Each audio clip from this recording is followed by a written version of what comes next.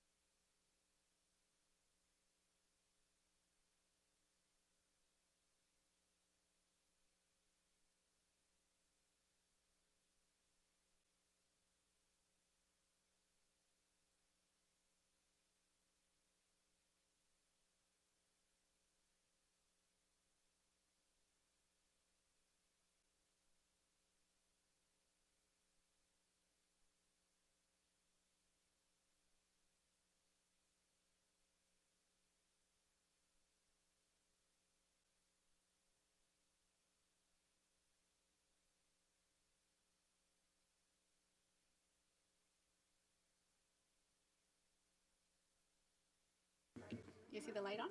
So it's on. Testing, testing. Okay. Give it a minute.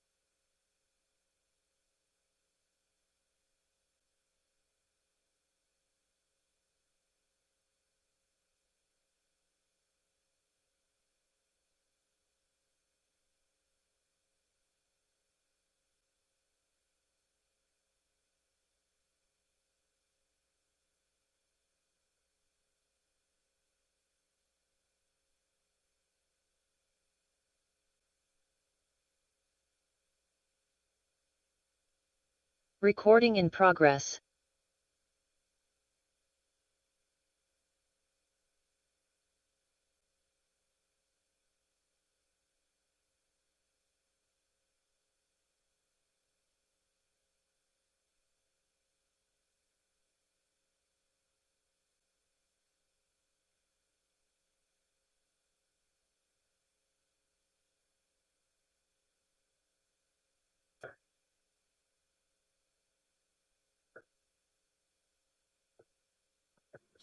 Ready? Ready to go. All right, thank you all for joining us. We'll go ahead and call this meeting to order. Can we get a roll call, please? Councilmember Furman, Present. Councilmember Holmes, Present. Councilmember Miller. Present. Unfortunately, I'm unable to be there in person because of a medical procedure, and there is no one here over 18 years of age with me. Thank you, Councilmember. Mayor Pro Tem Ramos Hamid Present. and Mayor Ortiz. Present, thank you. And looks like we have our invocation from Pastor Jason Duff from Garden Fellowship Church. Thank you.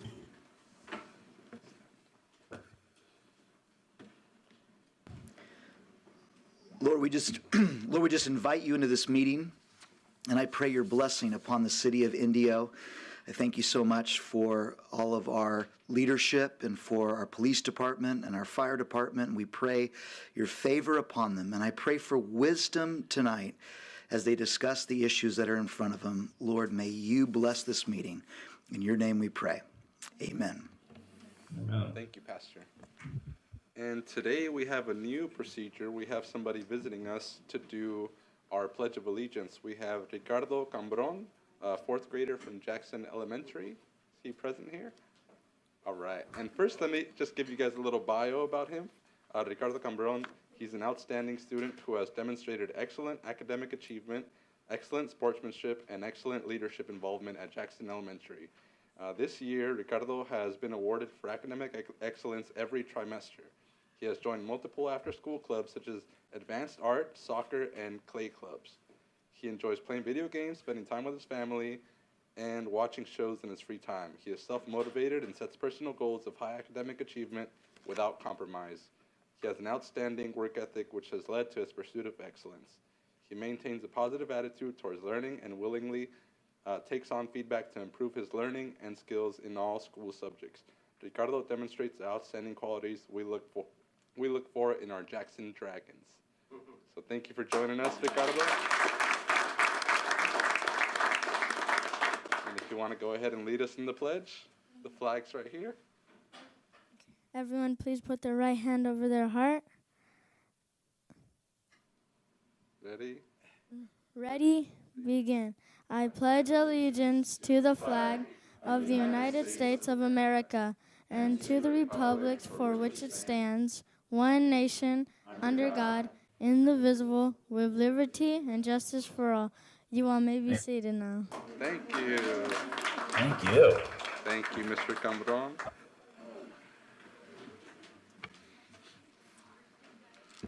We'll move on to item number 4, City Attorney Report on Closed Sessions. Good evening, Mayor. We have no items to report out of closed session today. All right, thank you. And we'll move on to item number 5, which is presentations. First, we have 5.1, presentation of new employees and promotions. Would you like us to join you down there? Yeah, we'll go ahead and join. It's my pleasure, Mayor. Please, Council, come join me in welcoming our newest members of Team Indio.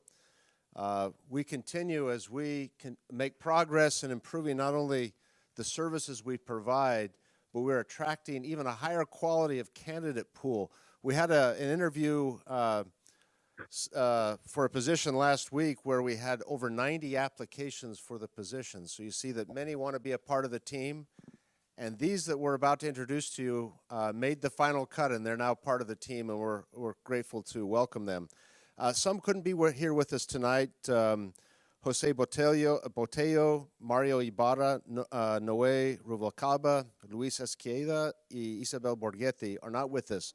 But with us this evening, and please come forward because we have some Team Indio swag for you. Elias Mendoza, who's a street maintenance worker. Elias, give him a hand. Great, you can shake everybody's hand here. And there's the bag. If you can stay right up here, Elias, we're going to take a big team photo here in a second. Jesus Lopez, code enforcement technician.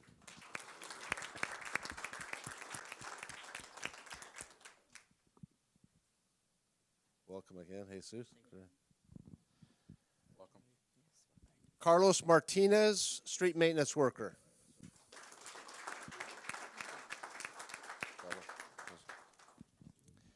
And Luis Escobar, community service officer.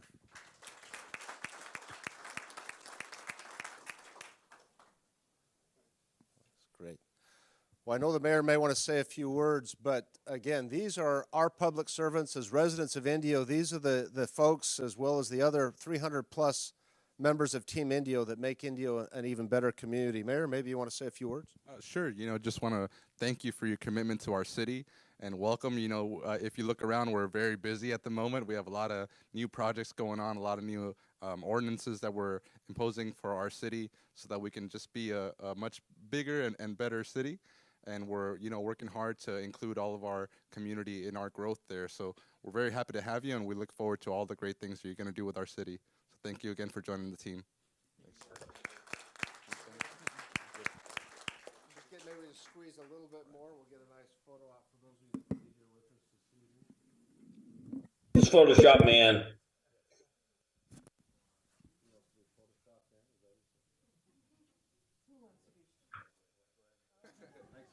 All right, thank you.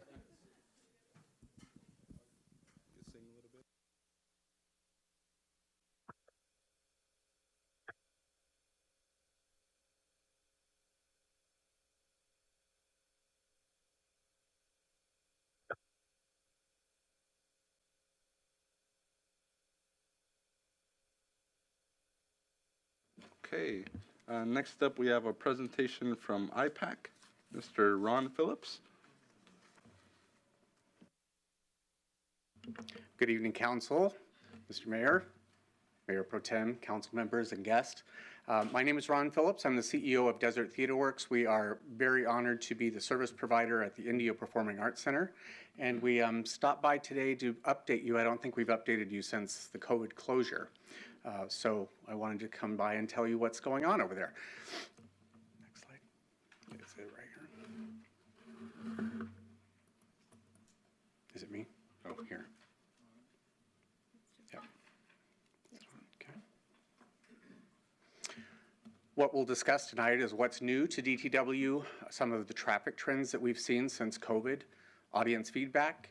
Our Kids Works program is expanding rapidly, and some opportunities and challenges that we're looking forward to working in next year. So one of the things that we've tried to do post-COVID is we don't want you to just come to a show at the Indio Performing Arts Center. We want you to have a wonderful experience as well. So we've implemented QR codes for electronic programs, digital programs rather than paper. We're one of the only theater companies in the desert that does that. And we've also added margarita machines, slushy machines. We work with BuzzBox on those, another great local company, which sponsors a lot of our programs that we do. So we're working on making an experience, a trip down to the IPAC, something more than just the show itself. For traffic, we're very excited to tell you that Jimmy Buffett's Escape to Margaritaville, which just closed last week, set an all-time attendance record for our company since 2013. So it was a very, very well-attended show, a lot of fun. Where can we go from here? There's only one way to go but up. If you can see the trends, you can see traffic is increasing year over year. Obviously, we had a very good March this year. October dropped somewhat. We recovered in November, and then December, January, February, and March, it's all been increases going forward. Part of this can be due to we expanded after COVID into the DTW main stage, which has 200 seats rather than our 127 seat Playhouse. But we also have done a lot more advertising, and a lot of people are returning customers and want to come back to see what's happening at the IPAC. Google reviews, customers seem to like what we are doing. People coming to the downtown Indio area, there's a lot of good reviews on the facilities, the shows, and the things that are going on down there.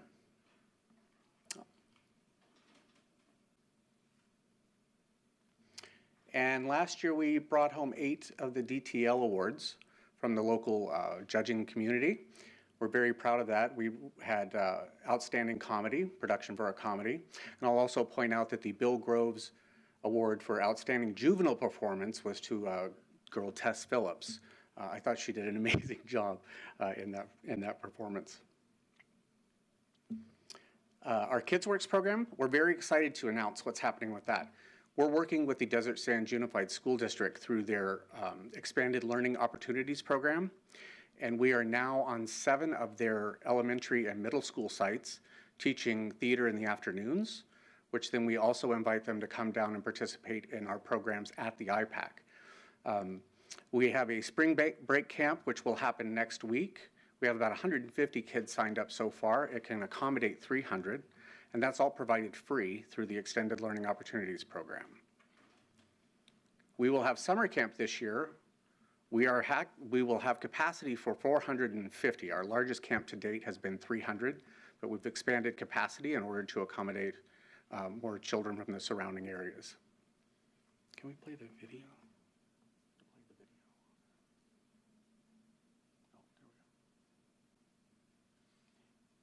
And we'll let one of our students tell you a little bit about it. Oops. Maybe. Can you get it over there? Hi, what does KidsWorks mean to you? KidsWorks means that I go to a theater camp for a span of a few weeks, and I get to meet people and make friends, and over that few weeks, we grow into family, and it's really fun. What's the best part about coming to KidsWorks?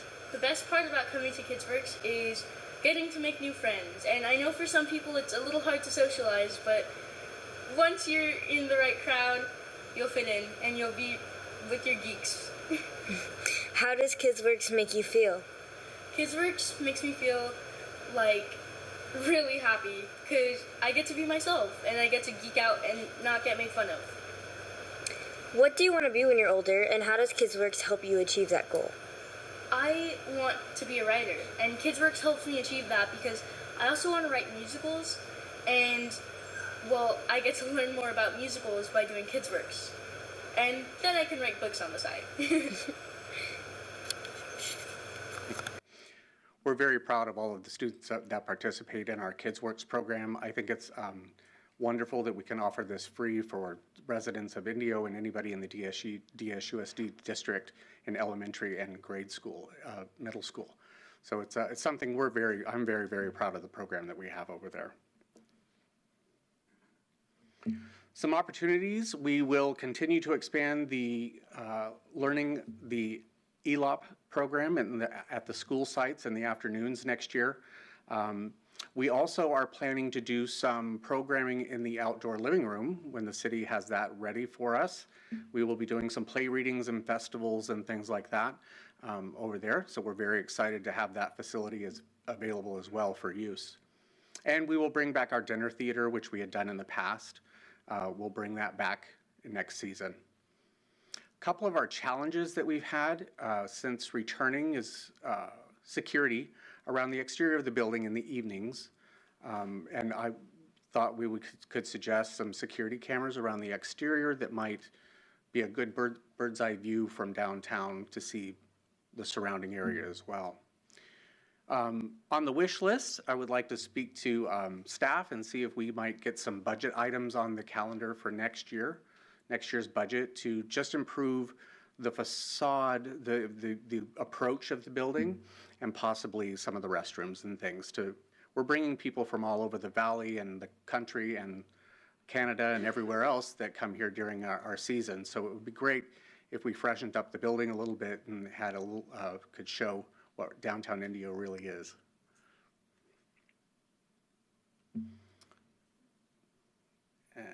Let's see if we can get over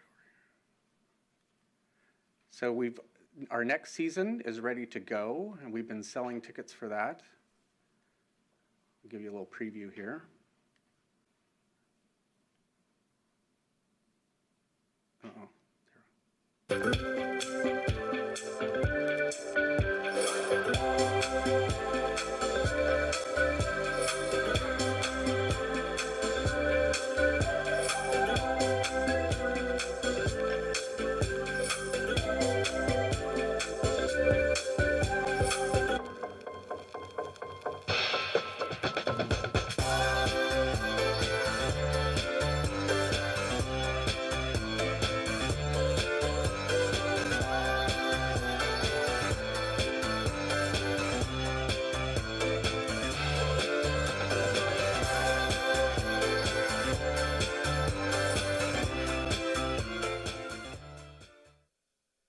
We're very excited about next season that we have planned.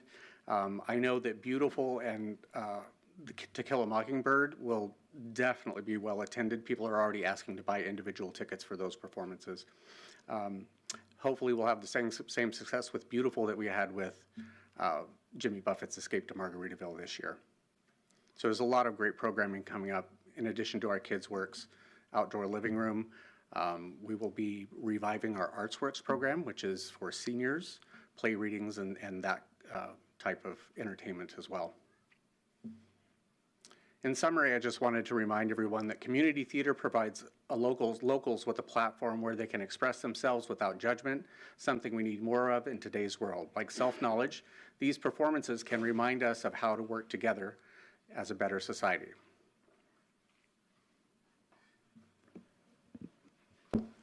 And that's it. All right. Thank you to the City of Indio for all of your support. Thank you, Mr. Phillips. Do you have any questions or comments? As everyone knows, I've been a huge fan of Desert Theater Works. I only got to a couple of shows this year. They were outstanding. I love driving by. The parking lot's full for these events. This is a dream come true for us. I'm sure it is tenfold for you. Yes. So thank you very, very much, and congratulations on a fantastic season. Thank you So to all of you. what year is this again? I remember reading it in, I think, City Manager's report, but I don't remember what year is this for you? We're on 5. Year 5. Yeah, Yeah, we're on okay. year 5 here at this facility. Yeah, so when we purchased the building, we had a vision, but we didn't have a plan. And we made several attempts at bringing it to life, having community theater. We were unsuccessful, unfortunately. Yeah. And then we were approached by your company, Yeah. and it was a risk for both you and us. We Yes. we didn't know what was going to Yes. happen. Even though you did have a track record in another city, it still was a risk for us. But now that we do know that this is, it's being embraced by the community, actually, because I do see the parking lot when I come out of the adjacent Mexican restaurant. I think it's time that we do a building evaluation, because we've never done one. And we know that this is potentially a long-term relationship at this point. And just to really take a look at what the building needs are.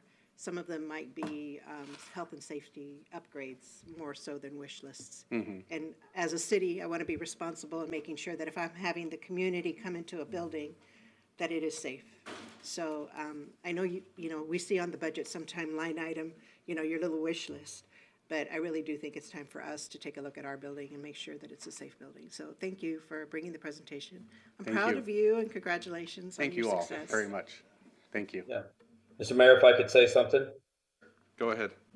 Thank you. Yeah, I just want to congratulate you on the progress that you made, sir. I mean, I've been to a couple of your shows, but I'm all over the valley. I work for Congressman King Calvert, and I hear from people all over about your performances, from La Quinta to Indian Wells, from people coming in, and what an excellent shows that you put on and the performances you do. So congratulations with your work. And then also, I think one thing we do need to address as a council is the parking situation. I really do think it's time we look at Doug York Park and think about moving that and turn that into parking, also to help do existing brewery that's coming in. But also that park is just not being utilized. That's a prime piece of property to be able to do more parking and other opportunities there. So I think it's something we could do and relocate Doug York Park to somewhere else. Thank you. Thank you, Councilmember Miller. I think everybody said it, so I'll echo all their sentiments. However, I am guilty of parking in that lot when I'm at Rincon. So, however, congratulations on your success.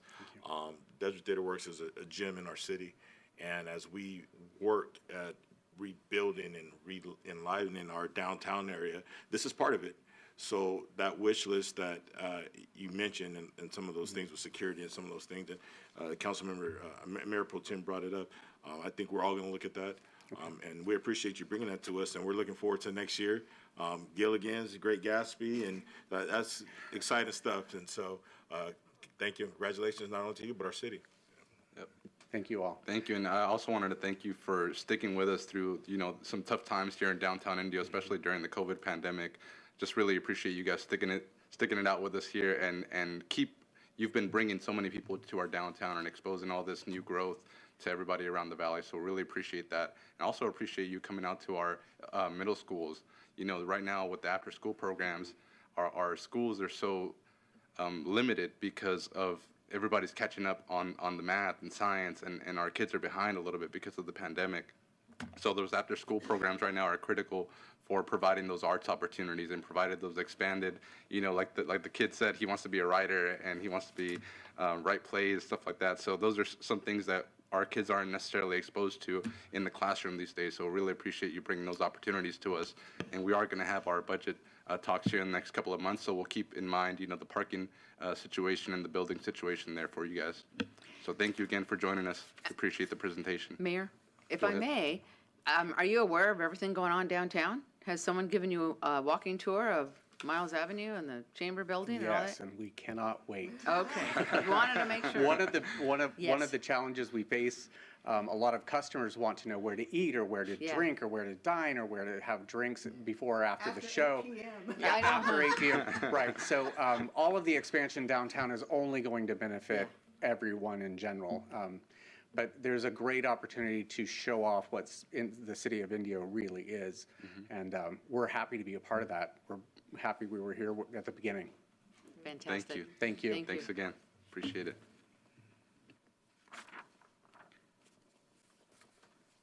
All right, we're going to move on to our next item. We have item number 6, a report from our Youth Advisory Council. And today with us we have Aramis Rivera. Go ahead. Good evening, Mayor and City Council. My name is Aramis Rivera. I'm a senior at Indio High School. Tonight I will be presenting 2 videos made by the Indio Teen Center members, both of which have received honorable mention in the Substance Use Awareness Contest. Video 1 is Teens and Opioids.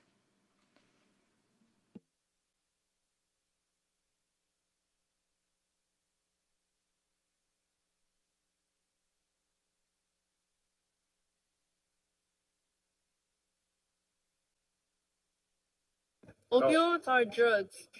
It's a medical morphine. Isn't it like some type of protein? Like dangerous pills? The opioids is bad. It's bad. It's blue lips and them being like really tired and like laying down in class. When they have foam around their mouth. Seizures, loss of mind, and you can die.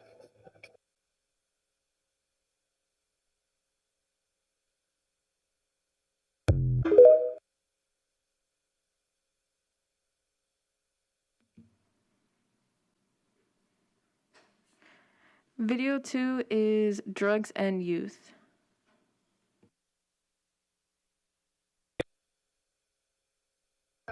Yes, drug use is a problem in our school because we don't have access to the restrooms. Yes, kids smoke in class and everywhere around school. Yeah, that's a problem. They take up our restrooms. Drug use is a problem at our school because kids like to roll with like the wrong crowd and stuff, and yeah, they think it's cool. Fentanyl is a drug that has become a problem that could easily overdose people and just kill people. It's a very deadly drug. Fentanyl is it's a substance like salt, but it's like a really bad drug. Like 1 grain of it can really kill you.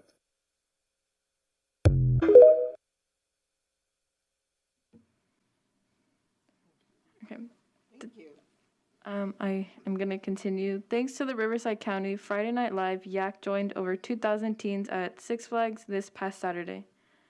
Finally, yesterday, as a part of my civic engagement project and partnership with Fine Food Bank, we offered fruits and vegetables distribution for those in need. We will have another distribution on April 18th at 3:30. This concludes my report. Thank you, Ms. Rivera, and thank you for helping out at Fine Food Bank. We really appreciate that. And for, bringing up the issue of drug use and fentanyl for our community, and for us to know that that is an issue at our high schools, right? It's not just something that we see on the news, that these issues are happening in our community, and we need to have those conversations about what fentanyl is and how to identify these drugs. And I believe we're going to be working on a video as well with one of our officers who's in charge of fentanyl cases here, and doing an educational video as well to be able to push through our media as well. So thank you. Appreciate it. Can we share their videos on our social media? Have they been shared? I'm not sure. We don't have TikTok, but their videos If they would like us to, we certainly could. on our website or on our Sure. social media. So platform. let's connect. Do that. Thank you. Yeah, I just want to say thank you, and thank, our Yak. It's very, very serious, important topic with fentanyl in our youth and our adults. A very, very fatal controlled substance. But for you all to take social media and use it in a positive light right now, that speaks volumes. And I'm super proud of you for doing that, and keep up the good work, because we can reach lots and lots of people just by utilizing social media the correct way, right? And you all are doing it and leading by example, so I appreciate that. Yeah, one of the things I like to remind people, I'm a chemist, right? So I come from a pharmaceutical background, and if you're taking pills, right, from a store, those go through a quality control process where they make sure every pill is the exact same dose every time, and it's very hard to test pharmaceuticals for that content.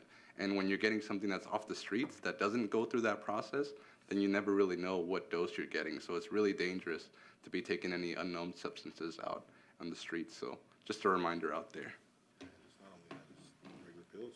Yep, that's true. All right, well, thank you again, and we'll move on to our next item. We have a city manager reports and information. Thank you, Mayor. Before I yield some time to the Chief of Police, just a few items. We have been posting on social media a request to help us name the citywide beautification program. So if you can see that online or have some ideas, please contact here in my office. We're also seeking volunteers, not only for that effort, and we did have some recently from Southwest Church that helped us paint at the YMCA, as well as the Boys and Girls Club sent some volunteers. But we need more, and particularly with that effort in the beautification. This Saturday, starting at 6 o'clock downtown, we have our second Saturday concert, so we look forward to that opportunity, as well as Cella, that will take place Wednesday night, the 19th. So this is in between the first and second week of the festivals. It'll be here downtown, and because of that, we'll have to start city council meeting a little bit early. But that'll start at 5 o'clock at the same site as second Saturday's Cella on the 19th, a Wednesday evening, and look forward to that. I have a neighbor that talks about having festival patience. And so we appreciate the whole community as we go through this time frame. It means so much to so many in the community to just have patience as we deal with traffic issues and other matters relating to the festivals, because we will have more. The exciting announcement of Power Trip in the fall will continue to bring interest, visitors, and resources to the community, jobs, and economy. So we're looking forward to that. But with those brief items, I'd like to yield my time to Chief Washburn to address a very serious issue and the great successes and challenges that we face with it.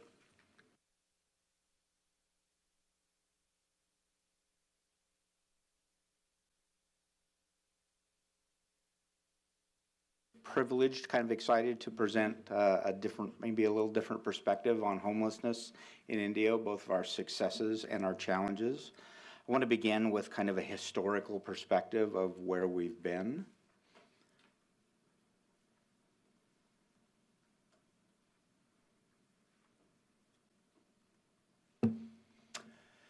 In 2013, as you see, we had a significant number of unsheltered homeless population here in Indio. These are all from the official point in time counts of what our unsheltered has been and where we are at today. So how did we accomplish that? It's almost every one of you, if not every one of you, have been to our celebrations for graduations at CVRM and elsewhere of our CORE program. CORE is Community Outreach Resource Program. It's a multidisciplinary approach that provides wraparound services and resources for our homeless population. Including the police department, included in our collaboration is the district attorney's office, the defense bar, probation, the court, of course, and then our service providers, Coachella Valley Rescue Mission, Martha's Village, Mama's House, and ABC Recovery Center. The program staffed from the Indio Police Department side with 2 quality of life officers, as well as a county behavioral health clinician. We've had our therapist with us for 3 years. This is still front page news throughout the country when law enforcement teams up with a mental health professional in this manner. But like I said, we've been doing it for 3 years, since 2020. Due to a lot of the successes that we've had, we've been featured in a number of publications, international, as well as national. So here's just a few of those. The far left one is the Police Executive Research Forum write-up on our approach to policing the homeless population. The top 2 are from Arizona State University, and then the 2 on the right, lower, both are reports from the RAND Corporation. We're very proud of the fact that we have been featured, that people recognize the good work that we've been able to do as a collaboration. So in 2022, the Riverside County point in time count our point in time count report came out. And one of the things that was frankly disappointing to me is it pointed out that Indio's the 4th highest number of unsheltered homelessness in the county. So a little disappointing that they did that because they're not really even looking at their own charts. So this is an excerpt, one of the tables from that report. I want to point out that Indio shelters 75% of its homeless population. In District 4, Supervisory District 4, we house more than 3 times the combined total of the other cities. So we personally, this city is sheltering 25% of the entire county's homeless sheltered population. If you look county-wide, so this is an excerpt from the rest of the report. The only city that shelters a higher percentage is Marietta. They don't have near our numbers. They shelter 93%. The only city that shelters more total numbers than us is Riverside. Riverside is a city that's more than 3 times the size we are. So what are the challenges? So those are the successes.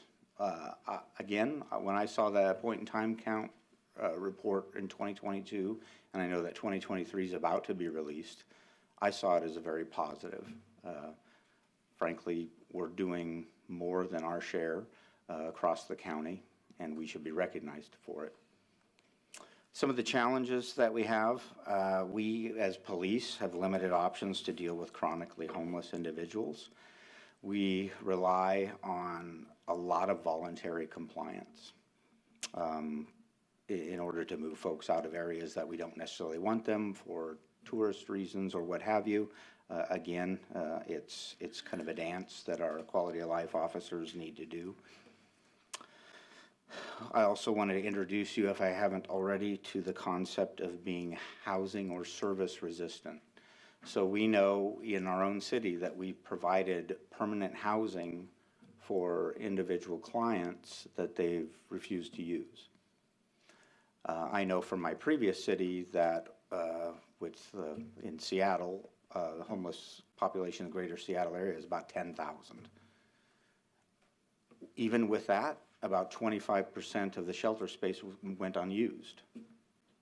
So what a lot of people don't realize is the folks that are really difficult for us to deal with, this is their lifestyle choice. They don't want to be in some of these shelters because they're not allowed to be under the influence, they're not allowed to use drugs. So there are rules, and many of these folks that are homeless because they don't want to follow the rules. Property cleanups is another one of the areas that's kind of a challenge to us legally across the country. We know that this is an area that can be litigated, so we have an encampment cleanup protocol. We post, if something's on public land, we post that with a 72-hour notice. We offer services, we revisit them. We photograph everything that is removed because the used peanut butter sandwich in court can turn out to be a Rembrandt. So we want to document exactly what we're throwing away if we're throwing it away, and then we store the rest of it.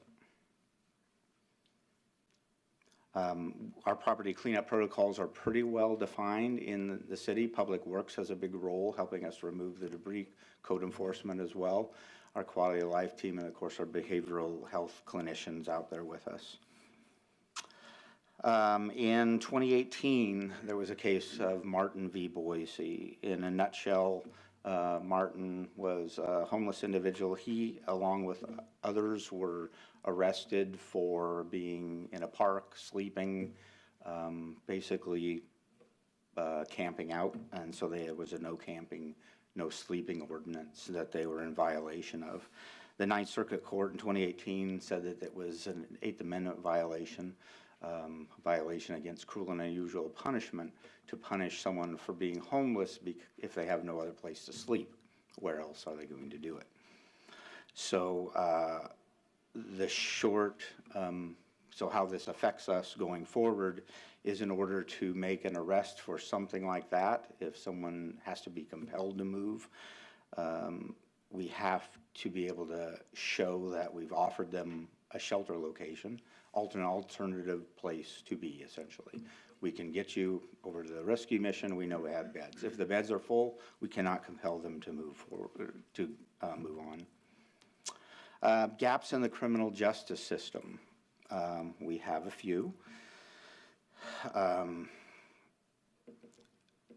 To a large degree, the state has pushed the responsibility of housing convicted criminals to the local jurisdiction. That's no surprise to any of us here. The net effect is that even repeat perpetrators of felony property crimes rarely serve a sentence. If an arrest is made for a trespass, in our case of a homeless person, what will happen? If they're held at all, it'll probably be for an hour or so. They'll be released in a short period of time from the Indio jail back to the streets of Indio. They may need to eventually go to court for whatever that was, but at the end of the day, even if they're sentenced, they're going to be kicked out, and they will not really serve any time. So our ability to solve the homeless issue with arrest is just not the way to go. It's not going to be effective. And then finally, property ownership and jurisdiction. Private property, pretty easy. We ask the property owners to take care of their own properties and move folks on.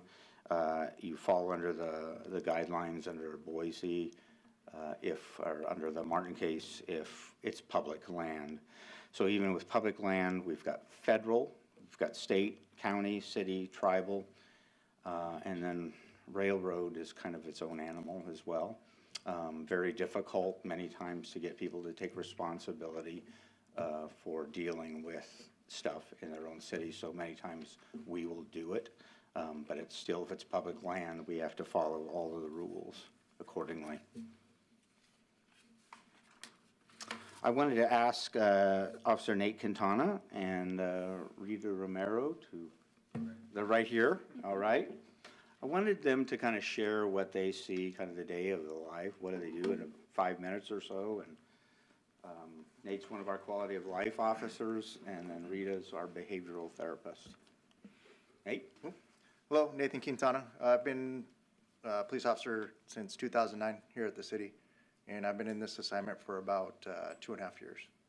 A typical day for us is in the morning, we'll usually go to certain areas that we know homeless are sleeping. That's been a problem in front of a business, that kind of thing.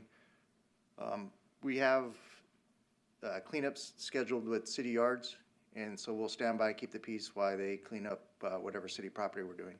We'll also do the same thing with private property owners once we get in contact with them.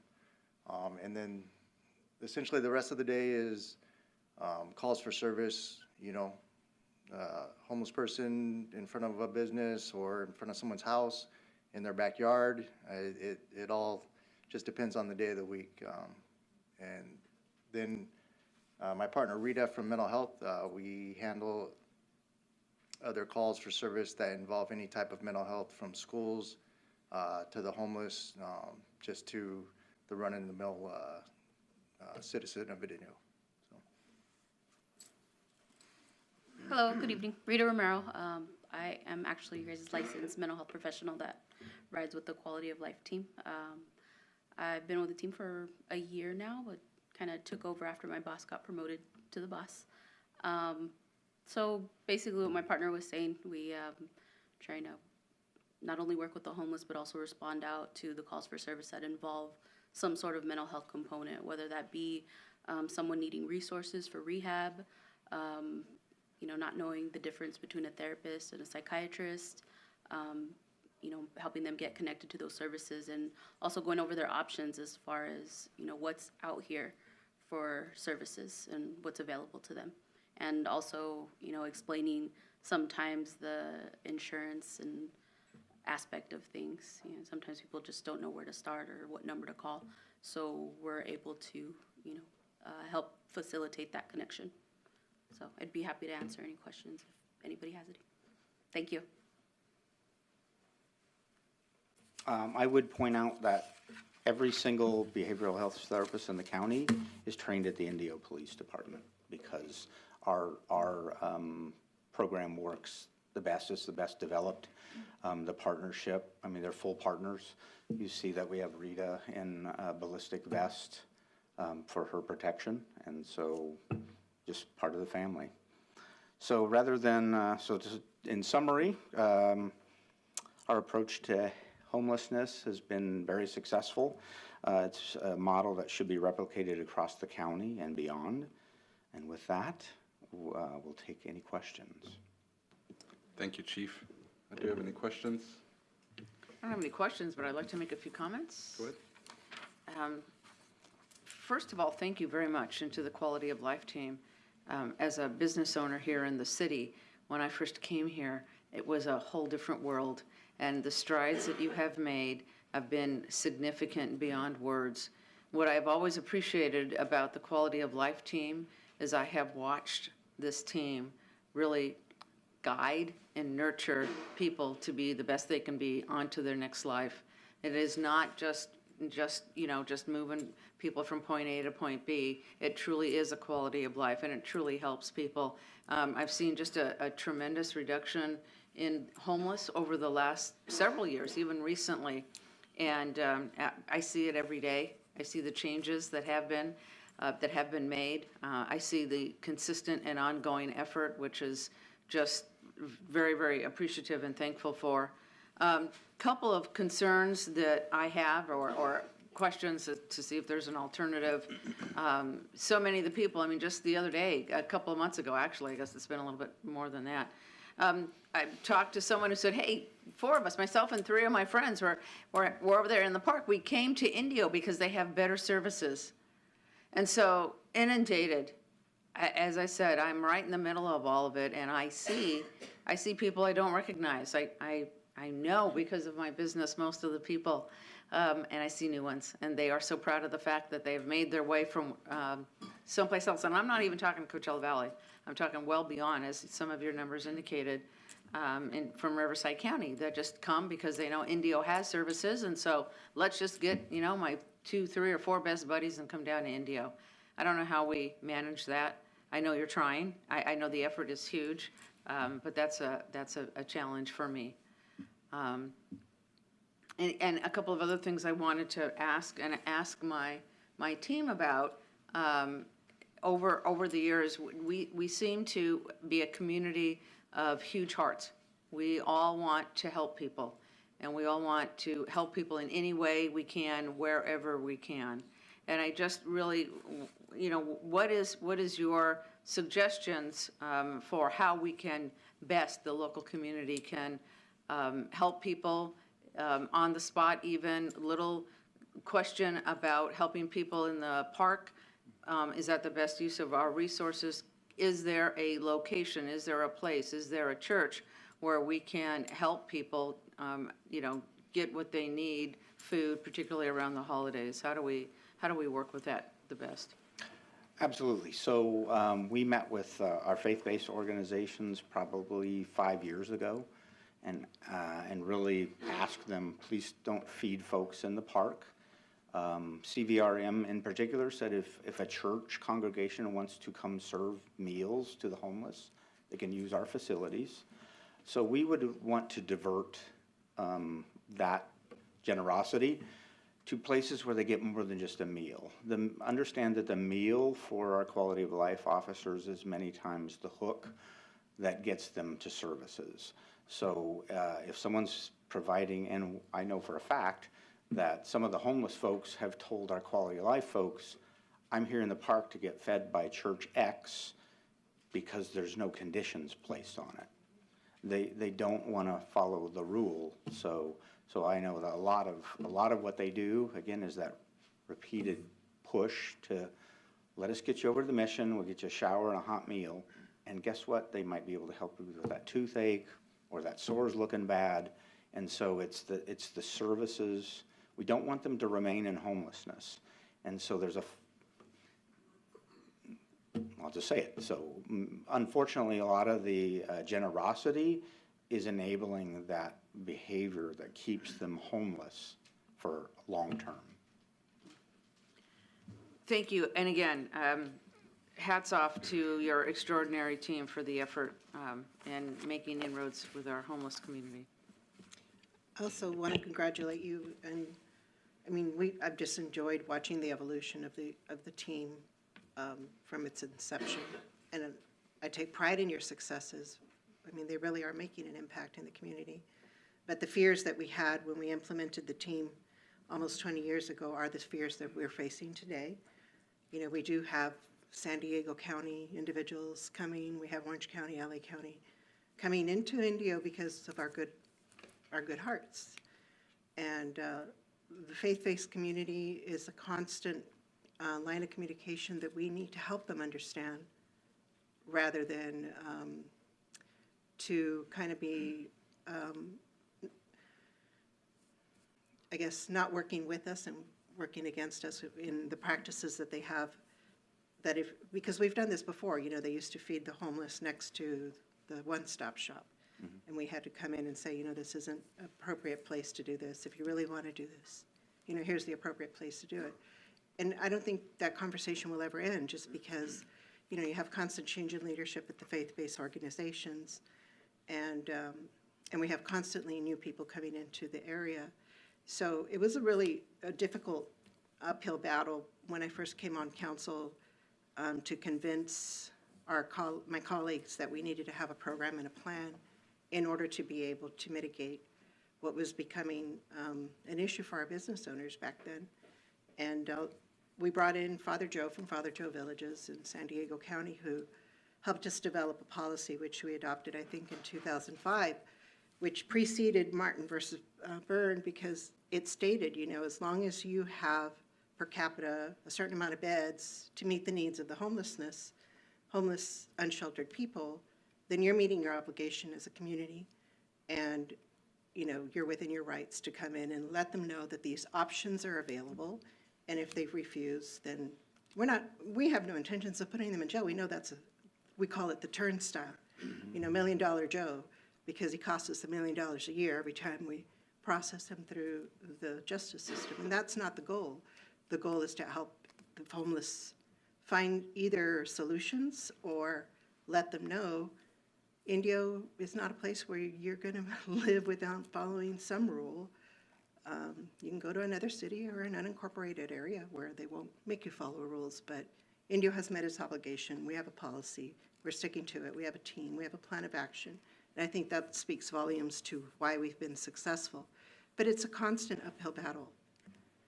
And, you know, that's why we support you financially and with all that we can emotionally, because it will always be there for us to struggle with and daily. I mean, just driving into City Hall this evening, I just turned left and, you know, I see the challenges that you have to deal with on a day-to-day basis, because that challenge wasn't there the last time I turned left. So really, just to wrap up my conversation, is that we did our best to have a plan. You guys have executed it beyond our imagination and done a beautiful job of helping our community, but it's constantly going to be an uphill battle, and we just need to keep it going and keep the community engaged and involved and let them know how they can help us solve the problem, not help the homeless remain homeless. And that's a big message we need to get across, and that is almost its own marketing campaign, which we did get the county to fund in, I don't know, 2010 or something.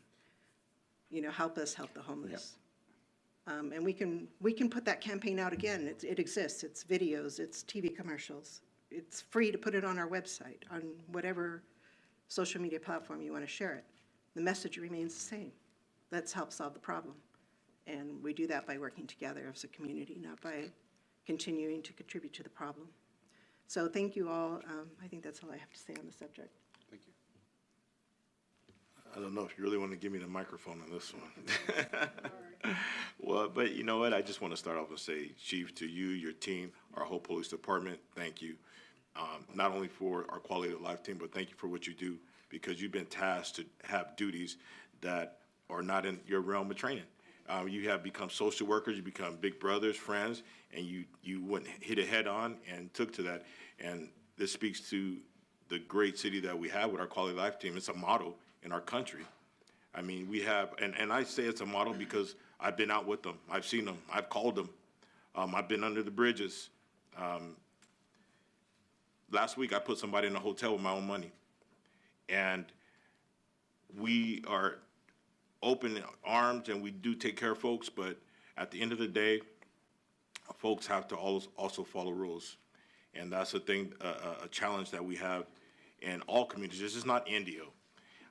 In all areas that our housing resistant population is where that's our chronic homeless folks that we see. You know, we have a lot of services. We have housing service. We have temporary housing services. We have substance abuse. We have mental health services. Our youth. I just learned that our school districts have services for our students. So there's a lot of services we have, and sometimes it's hard to find them. And that's where the city came in, and we have our resource pamphlets that we give out, and I'm pretty sure our police have them. That's a good source of information to have right away. An idea that I have, being that I'm on the CVAP board, I want to come up with an app that our government puts in all of our government phones where those services are available, because we are offering services, we're offering meals, sometimes even if it's not the best thing to do at some of our parks and locations to offer meals, but I understand that everyone has a mission. Everyone has a mission, and we just have to work together to get these folks on the right path. However, a lot of folks refuse those services, and that's a challenge in our community. And so that's that housing reluctant portion. But however, those numbers that you showed on that graph of people who are sheltered in our city, I'm here to tell you, we said Orange County, Riverside County, San Diego County. I've talked to people from New York who are not from our area, and they're walking around and they have substance abuse or mental issues going on. And also, Boise versus Martin. If you don't know the case, read on it, YouTube it, get educated about that, because that kind of ties our hands a lot, not only our law enforcement, but our services. And believe me, we understand we cannot arrest our way out of this issue. It's ongoing, it's generational. Something we just seen with our yak is going to help us solve this problem with awareness on controlled substances, because it's generational. I just found some newspapers at my house from 2010, and some of the things that we're talking about now were going on back then. So this is stuff that's ongoing, so we have to keep our foot on the gas and understand we're doing the people's work. But going back to Boise versus Martin, it states that you can't ask anyone to move if you don't have shelter for them. That's a loophole, and I'm gonna tell you why that doesn't work in our benefit.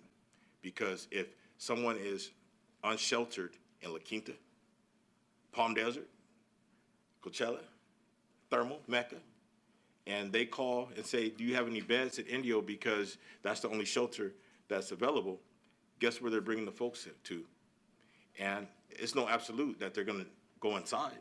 They get dropped off. I've seen it with my own eyes.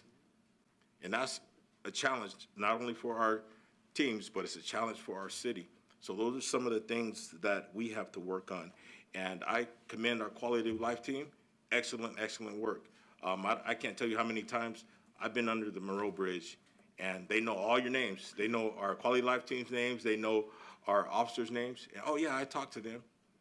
And I think it's important. Now, let me put this out there, too. I don't encourage anyone to do what I do. I go to the parks and I do that stuff, because it's hard for me just to drive by and see what's going on and not do my part, because it means a lot more when you see it with your own eyes.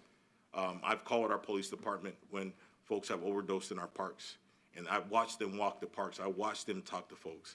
So to go back to some of the training and services that you're providing, hats off to our police department and our quality of life team, and keep up the work. And we're going to continue to support you, because you are a model not only for our region, but for our country of the work that you're doing. Now I have a question, Chief. In respects to our new behavioral health clinic, how would that play in with our quality of life team? That's should be coming on board soon. The one by the hospital? Yes. The hospital behind Yes. Carry On? I don't see that as impacting us greatly in a negative manner, because no one's going to hang out at their parole I mean, in a officer's positive manner. office, right? I mean, in a positive manner. Yeah. So in a positive way is, we know we have significant gaps in mental health care here. Just getting an appointment to see a counselor, marriage counselor, anyone in this area is very problematic. If you're in crisis, you can't wait a year for your next appointment. I mean, and that's, don't get me started on Zoom. Right now, as a therapist, I just get on the Zoom and I can get on in an hour. Well, that's someone who understands that they're going through crisis. I've utilized that and with someone, but with some of the folks that we're seeing, like I was just at the drive-thru the other day, and I won't say the business, but it's a popular one, and there was a gentleman sitting in his wheelchair talking to himself. Now, I don't know how humane that is for me to leave him in that area without not calling for services, and that's something that I think we're moving to. I don't want to get into care court right now, but that's something that we're doing. How humane is it for us to leave folks in those kind of mental states walking in the middle of the road when the sun's down? It's pitch black outside, and someone's walking in the middle of the road having a mental health crisis. So it's not humane for us to do that. So there's other things coming, but that speaks to the services that are online that we could get as well. And if I can address a little bit, as far as that hospital that's going up, last I've been updated, the plan for that is they're going to be accepting private insurance. So, you know, our homeless are not going to be having that private insurance. So that this is more geared towards people, someone who's working, who has insurance. Yes, and so once they're done with their treatment there, it's back home or, wherever they came from. But do they have beds, in-house beds there? Yeah, but she's saying it's for private insurance. Yeah, private insurance, yeah. But Private I'm just saying. I don't think you can just I'm sorry, I don't think you're going to be able to take, some of the homeless issues and bring them there for treatment because they're not going to accept Medi-Cal or somebody with no insurance. That's where we circle back to volunteers in medicine. There's a poor woman in downtown that so clearly has mental health issues. She's in a safe place at least, but, we are all heartbroken by that kind of thing and our lack of ability to be able to help these people. And it frustrates me to no end. I'm just going to say this, that we can't put people in our own beds because they're being taken up by people from other communities. How's that? There are people now, but they were somewhere else. And like Chief was saying, that voluntary component that we rely on, it really is important to keep in mind because all day, every day, we're helping people and, we can want to help them. At the end of the day, there has to be some level of willingness. And unfortunately, a lot of these people, even, some of the ones in the wheelchairs that are, riding around talking to themselves, we've done everything we can as far as connecting them to APS, to Adult Protective Services, reaching outside of the city for, with other organizations that we, collaborate with and trying to get them the help that they need. But again, there has to be that voluntary component, unless they meet the criteria for 5150, then, I do what I can on my part to help, but, that's very temporary as well. Yes, exactly. Well, we didn't mean to hijack the conversation, but I appreciate it because the community needs to understand and know the good work that you're all doing, especially with clinical therapists out there. That's big. So I appreciate it. Thank you. If I could, Mr. Mayor. Go ahead. Yeah, thank you. Thank you to the Quality of Life team and all our nonprofits that continue to support our mission is to try and get as many people off the streets as possible. And I agree with Councilmember Holmes. We really got to start people from feeding people in the park. I know it's very difficult, but if we really want to get our families and people back into those parks, we can't do it by giving them food and other stuff with having people congregate there. It's just going to be a continual battle, but we'll be fighting this battle 20 years from now. There's just no good solution to this. There isn't any other opportunities than the resources there the City of Indio is putting in. It seems like we're on our own battle. But Chief, you guys have done a great job, but we should see what we can do about talking to the county about the John J. Benoit Detention Center. They got 3 floors of the place that isn't being utilized because they haven't got the money to do it. I don't know if it'd be feasible, but there'd be an opportunity, I think, to put some beds and boost some stuff up in there and use it for mental health issues or anything else. It would be an investment by the county and other people, but there's a building sitting there that's secure that could be able to be utilized. It's not going to be utilized anytime soon by the sheriff department. So that's my 2 cents. But Chief, thank you and your team for all you do. Thank you. Thank you, Councilmember Miller. Yeah, I also just wanted to echo, we know you guys have one of the toughest jobs in our city, and that's why we wanted to invite you here to present to the community so that everybody sees the good work that you guys are all doing in partnership with our nonprofits and all the work that's going on the back end to try to solve this issue because we know that there is, and I think I've been looking at it from a different angle as well and seeing what would our community look like if we didn't have this team, right? If we didn't have our nonprofit partners, if we had 300 more homeless people throughout our communities. And some of these are locals, right? I was at the park the other day and my friend from high school was there and my friend from high school's mother was there. And I was at the graduation with the Coachella Valley Rescue Mission. My friend's uncle was there graduating, right? So this is a very, these are opportunities that are not seen throughout the other counties during a housing crisis where we know a lot of people are being pushed out of their homes, and we're doing our job on this end of things too, trying to make sure that we're not adding to that population, right? And trying to provide affordable housing and more housing options for our communities so that we can lighten up that load for you guys out there as well. But as we see with this housing crisis getting more and more difficult to keep people housed, we just worked with the Coachella Valley Housing Coalition to provide more than 60 beds for transitional housing.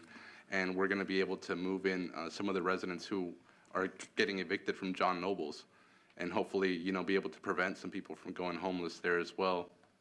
But we really appreciate the work that you guys are doing out in this community. And I think one question that I had as we go into discussing our budgets is if you have a need for your team, what is that need? Is it another clinical therapist? Is it unarmed officers? Is it armed officers? Is it volunteers for the cleanups?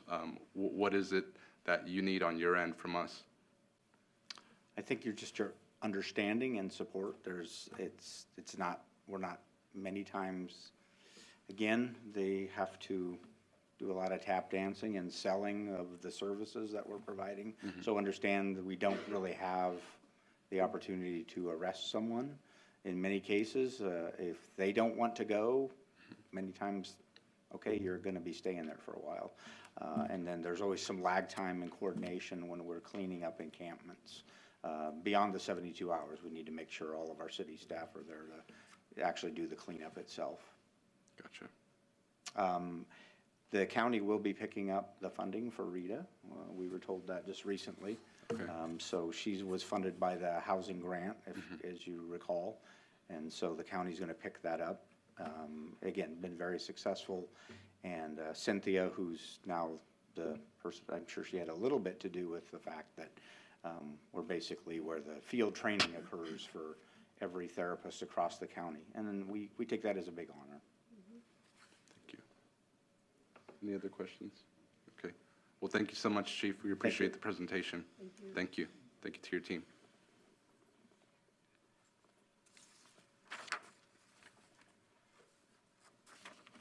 We'll go ahead and move on to item number 8. We have report on City Council external internal board meetings. Councilmember Holmes. Okay, thank you, Mayor. There were just a few things, actually, more than I realized. Participated or was part of the Transportation Commission. We had our meeting about a week ago, and there are a few things I wanted to report on, one of which is Senate Bill 821. So what does that mean? It's a program set up by the Riverside County Transportation Commission to fund local bicycle and pedestrian projects. Extremely important. It's something we here in the City of Indio have embraced since the very beginning. We have made tremendous strides in bicycle and pedestrian projects, and we're on our way to making more. And so this has to do with, it's a call for projects, and has to do with construction of the bicycle lane, sidewalks, ADA curbs. You see a lot of work being done around the city on the curb ramps and master plans. And so it's a call for projects, meaning funding by April 27th. And I just want to let everybody know that we'll be getting our proposal in for some of those funds very shortly, certainly well before that deadline. Another thing that came up with the Coachella Valley Association of Governments has to do with the broadband strategic plan. Many of you remember that was part of our strategic plan, right? We need broadband in our community, and concurrent with that, through the Coachella Valley Association of Governments, we accepted a $978,460 grant to conduct a valley-wide broadband strategic plan. So the City of Indio has been awarded, I'm looking for the exact number here, Cities of Indio and Palm Springs have received awards of $233,500, and that is set to be used along the I-10 right-of-way. I think we initially talked about Highway 111, but it seemed as though the I-10 interchange from the powers that be made a little bit more sense. So we're working on that and submitting an application. Last but not least, CV Sync, if people recall, you know how many of us have driven down Highway 111 and you speed up and you stop at a signal, and you speed up and you stop at a signal. So, gosh, a few years ago, even it may have been pre-COVID, we talked about signal synchronization and all the necessary technology and equipment that goes along with that. So we're looking at phase 2 of CV Sync, as they call it, which will include Avenue 50 improvements at just a little bit over $5 million. And so that'll just be another area that will allow us to, and our residents and anybody that drives our streets, to have a better experience getting from point A to point B. A couple of other things, had a blast with the YMCA the Doors mechanic over here at Miles Avenue Park. That's such a great, for those of you that haven't set up a tour or seen that facility, these kids are great. They do a really wonderful job, and their fence needed painting, their wrought iron fence. So we had so much fun. Southwest Church, city manager, Rogelio, Jose, Scott, and a host of others were there, just really having a ball, and painting, making it look better, making it look nicer for these little kiddos. And that was a great way to spend a few hours on a Saturday morning. Attended AMP, Academy of Musical Performance, their fundraiser. That is really something special we have here in our city, where we take kids, or we offer the opportunity for kids, really at the high school level, maybe a little early, to pursue their passion for music, whether it's voice, drums, guitar, instrumentals, whether it's lighting, stage hands, whatever. There's teachers, they get lessons. There's quite a few scholarships out there for kids that can't afford to pay, and many kids can't, and they receive scholarships, which is what the fundraiser was for primarily, so that they can learn to play. They can really take a look at what they love about music and expand. And some, in fact, there's one group that turned into a career. They're professional. So we like to see more of that, and really support that organization wholeheartedly. Attended the dinner along with Councilman Furman, One Future. That really takes a look at the kids in our greater Coachella Valley community, and helps them from the standpoint of scholarship process. It's not just here's a piece of paper, fill out the scholarship. There's a lot of preparation with the student, with the schools, coordination with the schools, and relationship building with the family before that scholarship ever gets filled out. And once it's filled out, and once the students are in college, they've accepted or received that particular scholarship, this organization does a whole lot of nurturing, hand-holding in every respect to make sure that that transition from attending high school here in the Coachella Valley to college life, making sure that they're successful and beyond into the start of their career. So it's something, One Future is an organization that's been very important to me. We can really make a difference in our community by allowing kids the opportunity to go to school. And I'm sure there were a whole lot of other things come out Saturday night for the concert. Bring your drinks, enjoy the food trucks that'll be there. It'll be a fun night. And Mayor, that's it for my report. May I ask a question about the broadband? Yes.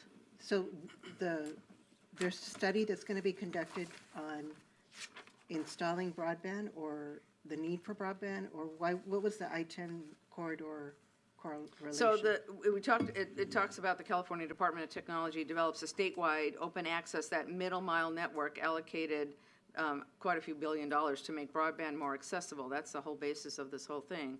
And $50 million was allocated to the California PUC to support local agencies and tribes expanding broadband service. And so we submitted a grant, that's the one we want, for $978,000 to develop a Coachella Valley broadband strategic plan, which includes design and engineering work that will implement a regional plan to increase access to broadband in unserved and underserved areas. This plan will identify needs, gaps, implementation, et cetera, et cetera. Ultimately, the plan will facilitate the building of last mile projects that provide 100 megabits download and upload speeds. Per the grant requirements, the plan will have a focus on underserved areas and coordination with all Coachella Valley cities. So the proposal from CVAG is to It's have it down it's not I-10. just Indio, it's, yeah. No, I know that, but Yeah. have it down the I-10 Yeah, corridor. I think they felt, the original plan was to look at Highway 111 when we were doing the CV sync, right? It makes sense. You put in a new equipment, you're opening the ground, or you're putting fiber into pipes, why not Run use another that line, opportunity? But there are people that at the state level that felt a little bit differently and felt that the I-10 corridor made a little bit more sense. It's going to be like the state train project then. I just report them. I think, just piggybacking on that, I think they're looking at it from a bigger aspect with transportation, and like with a lot of the newer smart vehicles and some of the smart roads, there's like smart freeways out there that with these cars. So I think that's what this is going to be tailored to. However, for us, Highway 111 sounds a little bit more idea, but I think this is just going that route as well.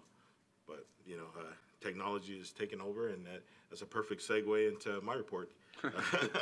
I had a CVET meeting, Coachella Valley Economic Partnership. I'm back on that board, which I like, because I like technology. And so we had a great presentation by Rosanna Haran from Hello Computer. And her and her partner, they're entrepreneurs.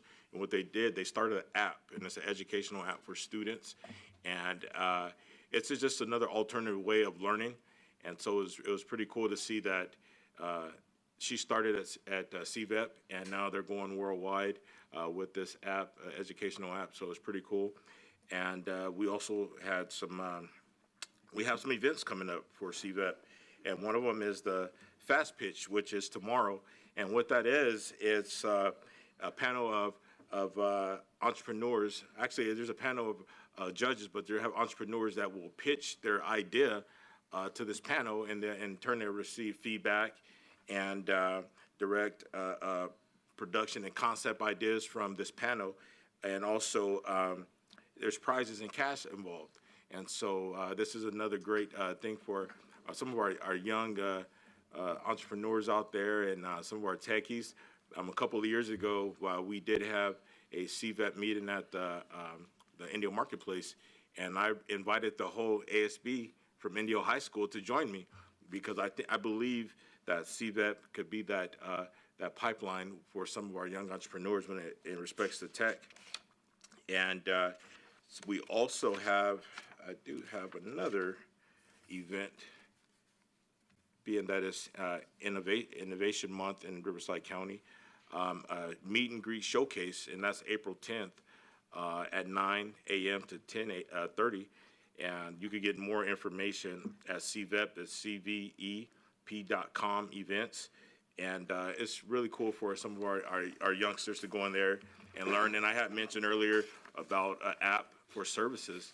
I think that's one of the toughest things that we got to deal with, is when you have someone who needs services and you don't know where to start, right? That you might say, okay, go to CVEP, go to CVAG, or go to the rescue mission, or go here.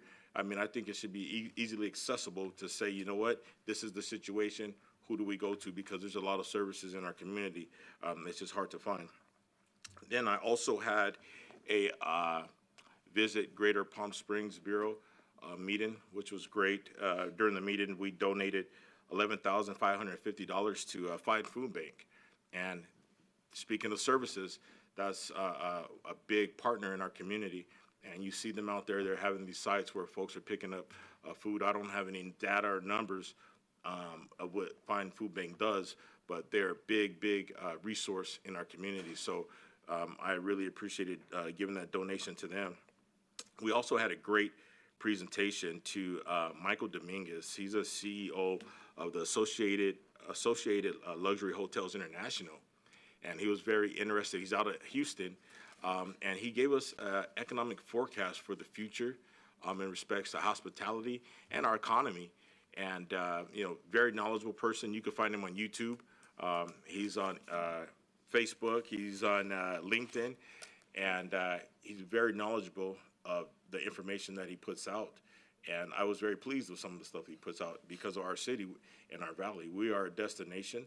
We are growing in hotels. We're growing in short-term rentals. We passed our ordinance welcoming short-term rentals in our community. And we just had some of our law enforcement folks here and our code enforcement. Those are the folks who are out there who are making sure we have great operators in our community with festivals coming up. In our future, how we're growing in our city. I was very pleased on some of the reporting of Mr. Michael Dominguez, really good speaker. I've been to a lot of conventions. I've been to a lot of things over the years, and he's one of the best speakers that I've heard when it comes to economics. It wasn't political, and he talked about why he wasn't political, and he talked about how getting into national politics could sway you in a certain way in your decision making, and don't watch and listen to certain things so you don't get caught up in that minutia. So really good guy. And I also attended with our mayor, the CVRM spring graduation. I always attend. Hats off to the folks who graduated, and congratulations to them. And thank you to Ms. Darla Burkett for the work that you're doing. We talked about unsheltered folks. We talked about folks with challenges, homelessness, controlled substances. Well, these are the partners who are dealing with individuals every day, and so this is what they do. So we have to support them. So it's great being there. So congratulations to all the graduates and the support services that they have there. I also attended, along with the mayor, the Senior Inspiration Awards at Fantasy Springs. And congratulations to one of our seniors, Sylvia Tornillo, right? Tenorio, right? She's a beacon in our community. If you haven't met her, you might see her over at the senior center. She goes to a lot of our events. She's second Saturday, the farmers market, and she does a lot in our community. And so it was a good event. Hats off to the county for putting that on every year and keeping that tradition alive. But it was great to see Sylvia get that award. And I also, along with the council member and some of our staff, attended the One Future Coachella Valley event and fundraiser.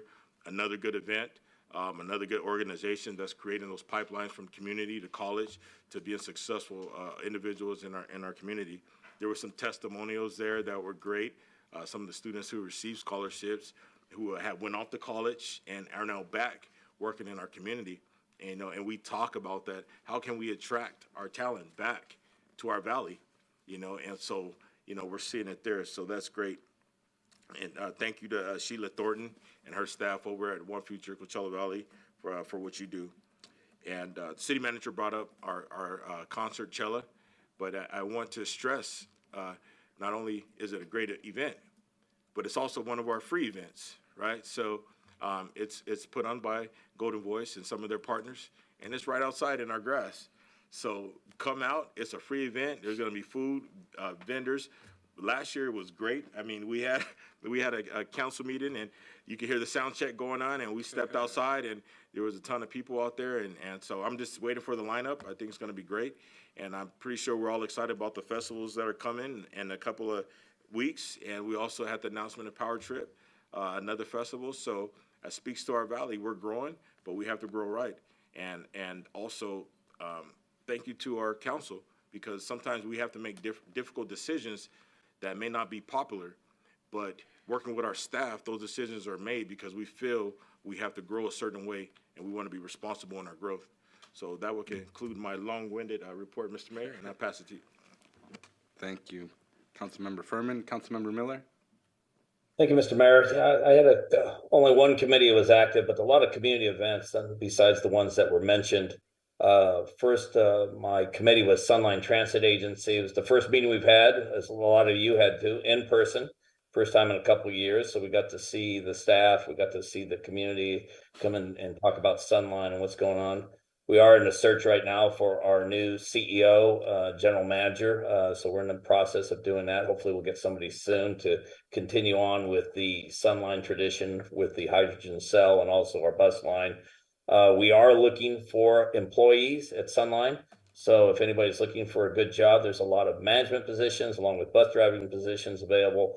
And we also have fees going on right now for trying to get taxi cab drivers, especially with the concerts coming in. We did set a fee of $35 for taxi cabs to be able to pick people up to be able to cover their costs, but at the same time be providing rides along with Uber and other organizations. Besides some of the community events that you guys were attending, the Senior Inspiration Award started by Corky Larson when she was supervisor. Hats off to Sylvia. What a great tradition we've had of many people from Merritt Wiseman and all that have come through from our senior community that have helped our valley be what it is in the city of Indio to be great. So hats off to her. But there was also some other great events besides the rescue mission. There was the Coachella Valley California Women of Agriculture at Aziz Farms up in Thermal. The city manager, myself, council member Holmes went there. It's for scholarships for Indio High School. People forget that Indio has a great agricultural program, including floral. Blaine Carrion was honored as Agriculturalist of the Year, and all the money was donated there was going to scholarships for our agricultural community and our students. So one of the great events.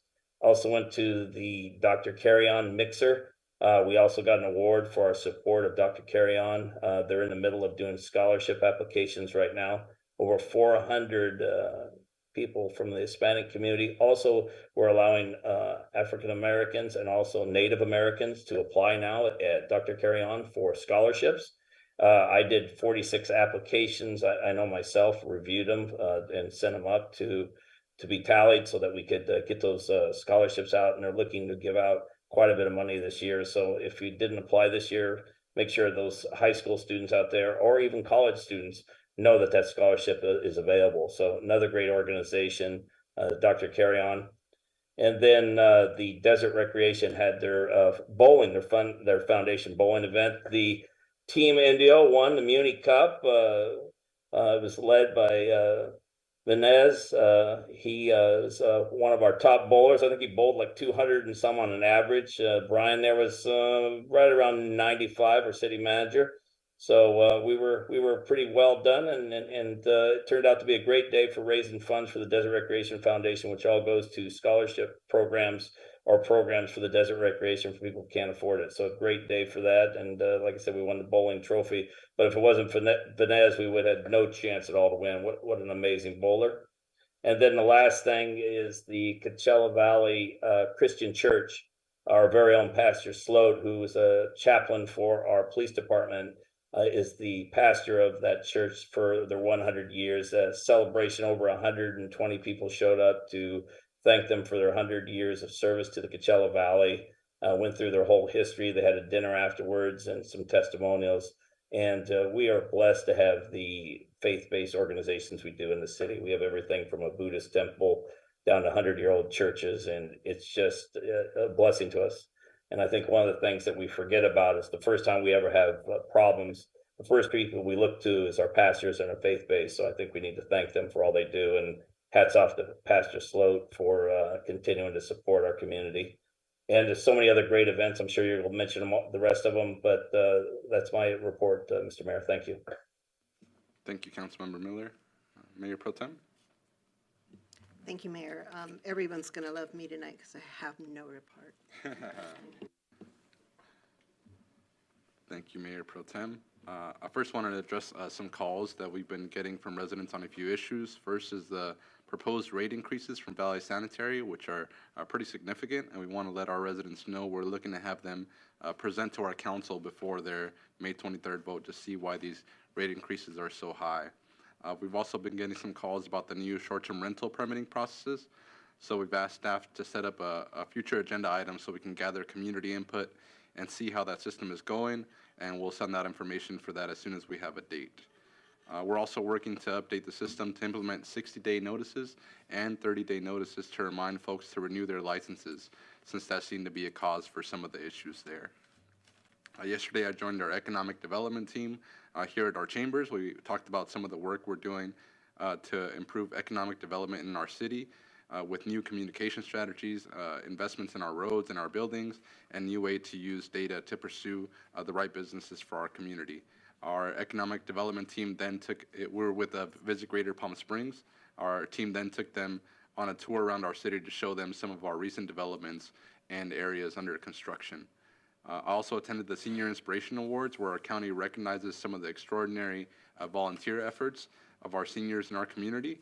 I wanted to congratulate our honoree for the City of Indio, Sylvia Tenorio, who is our president for Friends of the Indio Senior Center. She's been volunteering with us for over 10 years and also our ambassador chair for the Chamber of Commerce.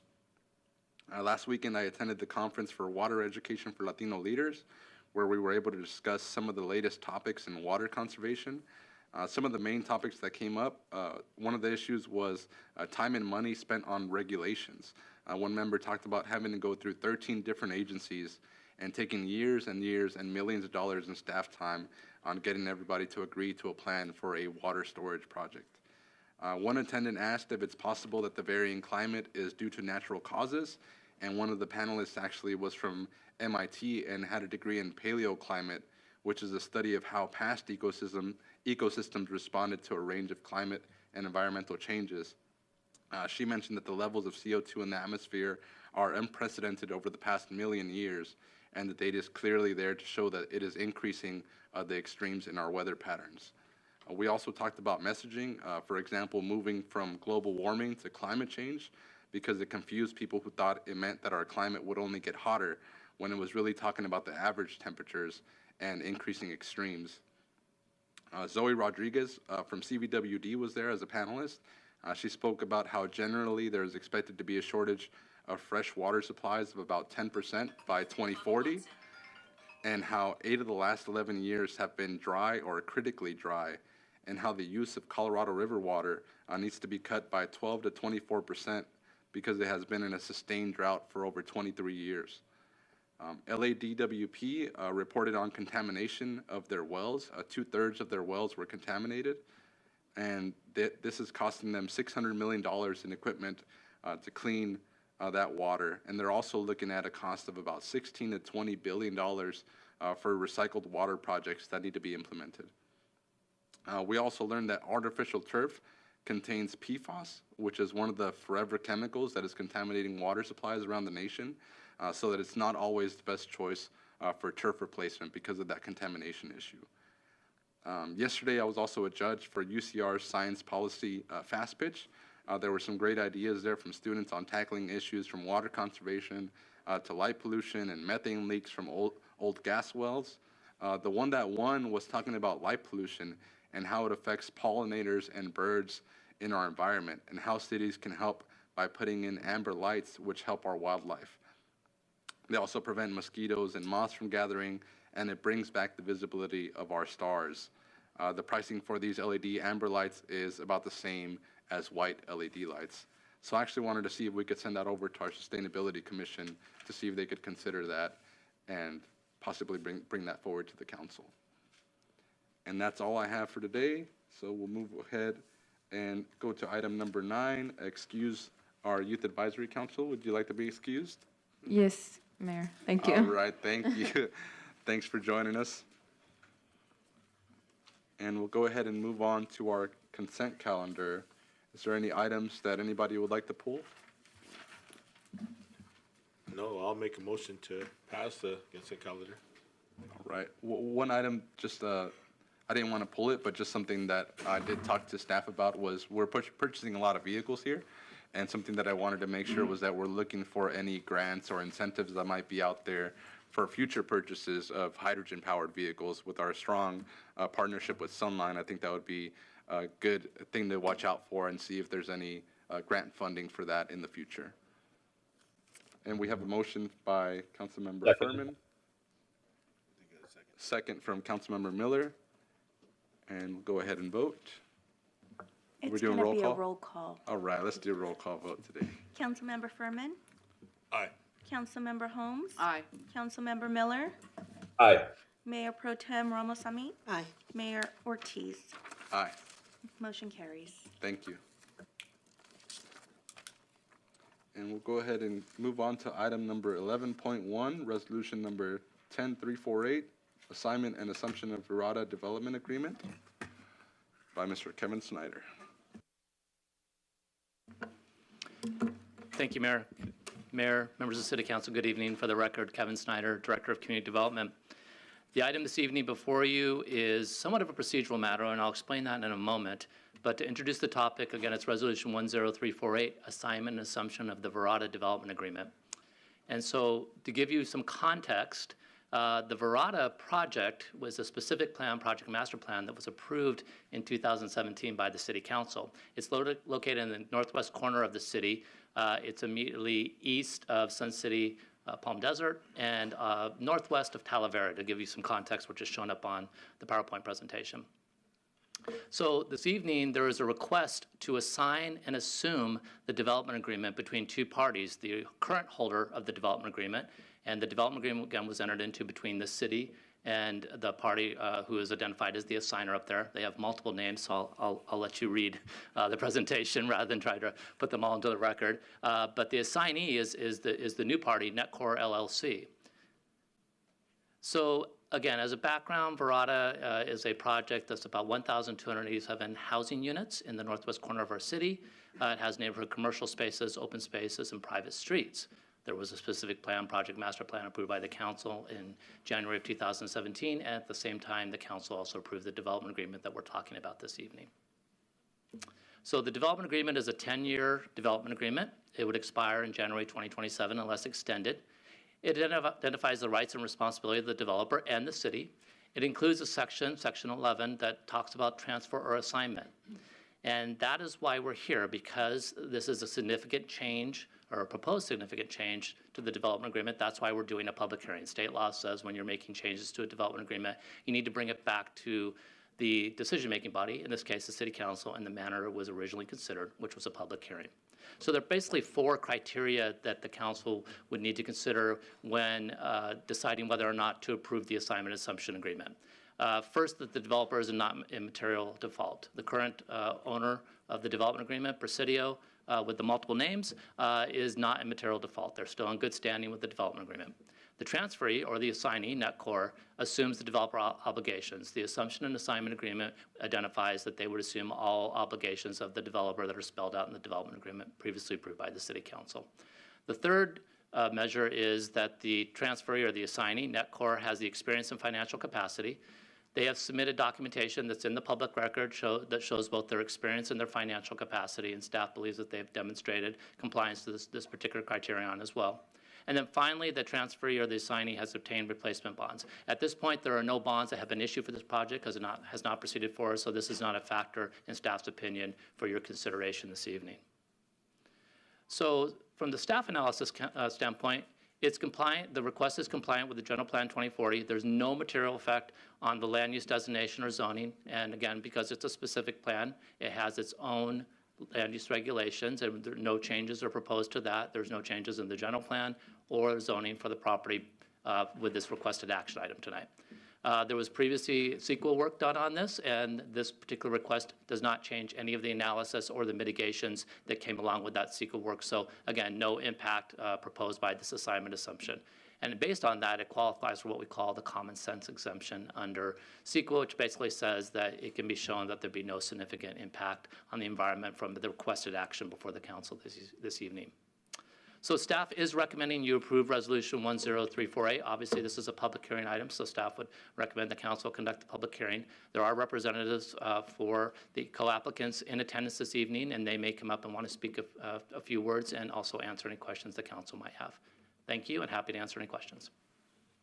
Thank you. Any questions for staff? Is this contingent upon close of sale, or is it already sold? Yeah, they have actually perfected the sale previously in November of 2022. Oh, okay, so this is permanent. All right, thanks. None either.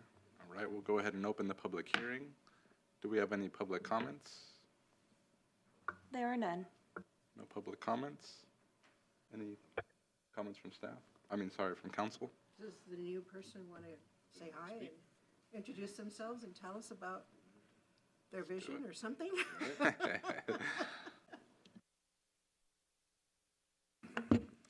Hi, my name is Kevin Lee. I'm here to represent for NetCore International. I'm in NetCore LLC, and I would like to take this opportunity to say thank you because we have the opportunity to take over the project back in November, and we're here to make a commitment with the city to carry out the project, and we're here to work with the city to make sure that we comply with whatever that the city requires.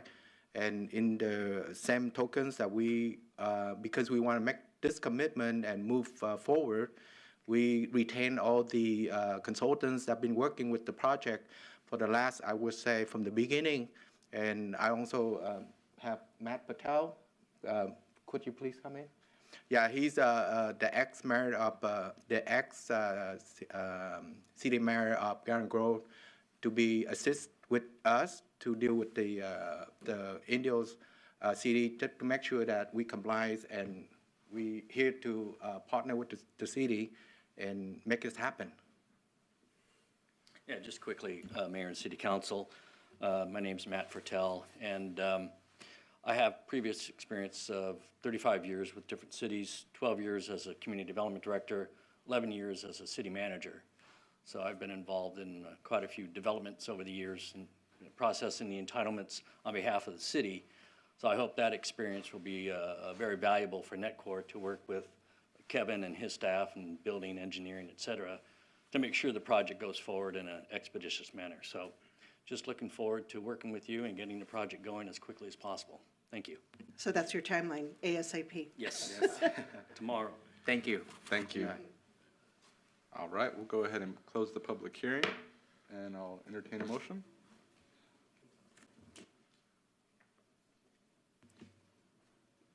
Who's going to put up the, oh, there it is. I move that we approve Roof's resolution number 10348, approving the assignment and assumption of Virada Development Agreement by and between Presidio Merced Land 4 Passive LLC, Delaware Limited Liability Company as successor to Presidio Virada LLC, a Delaware Limited Liability Company formerly known as Mana Indio LLC, a California Limited Liability Company, and Netcore LLC, a California Limited Partnership, in making a determination that the requested assignment and assumption qualifies for the common sense exemption pursuant to Section 15061B3 of the California Environmental Quality Act, CEQA, as it can be seen with certainty that there is no possibility that the activity in question may have a significant effect on the environment.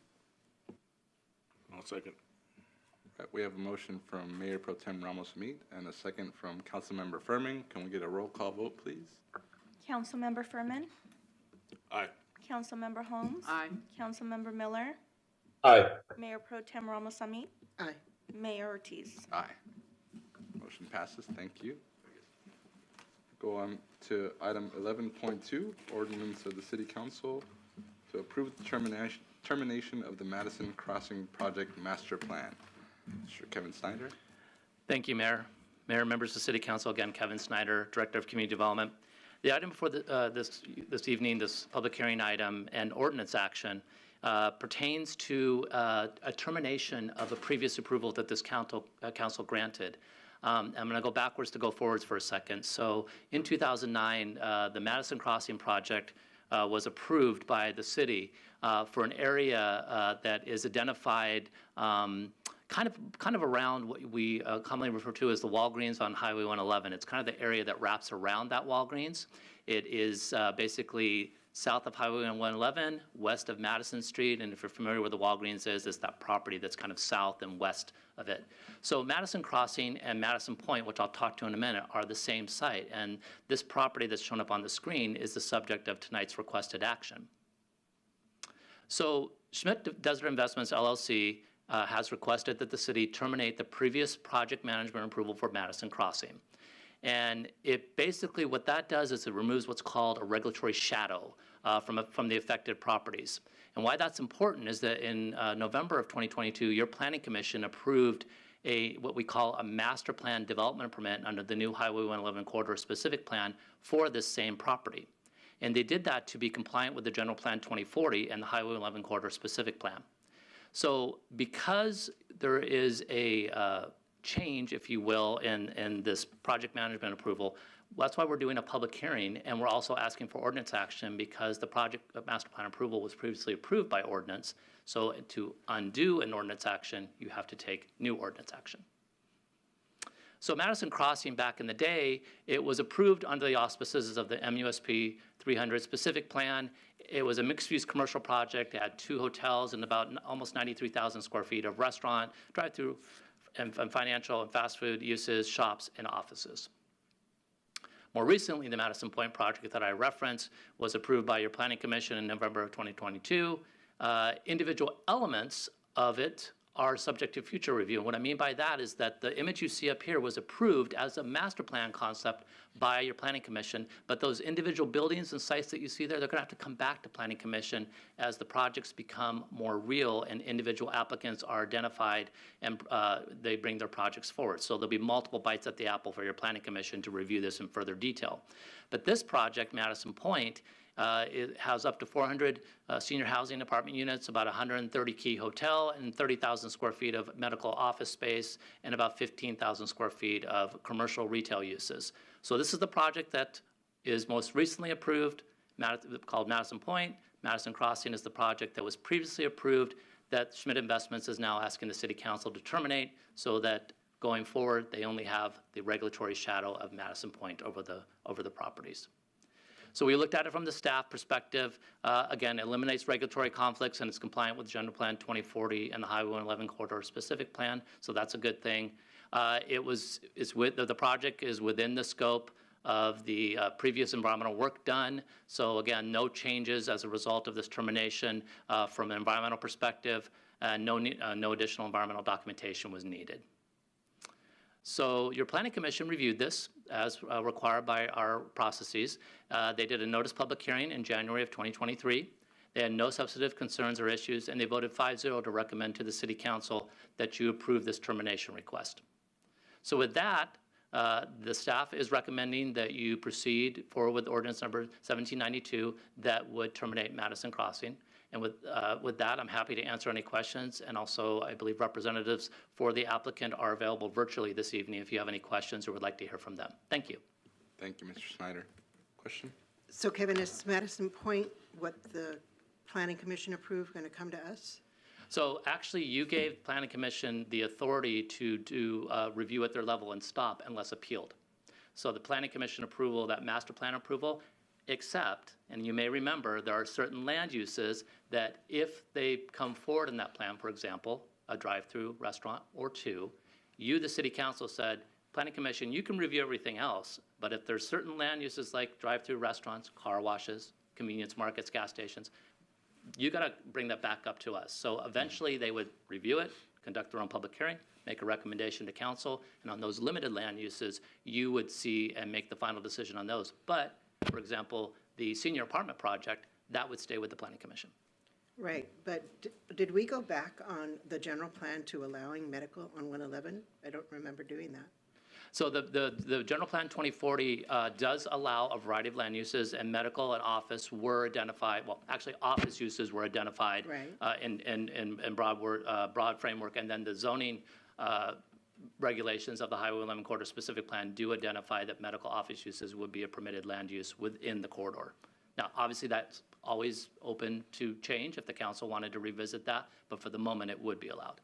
Well, it's just hard to have the conversation now after an applicant is operating under the assumption that the interpretation may include medical when the intent wasn't there.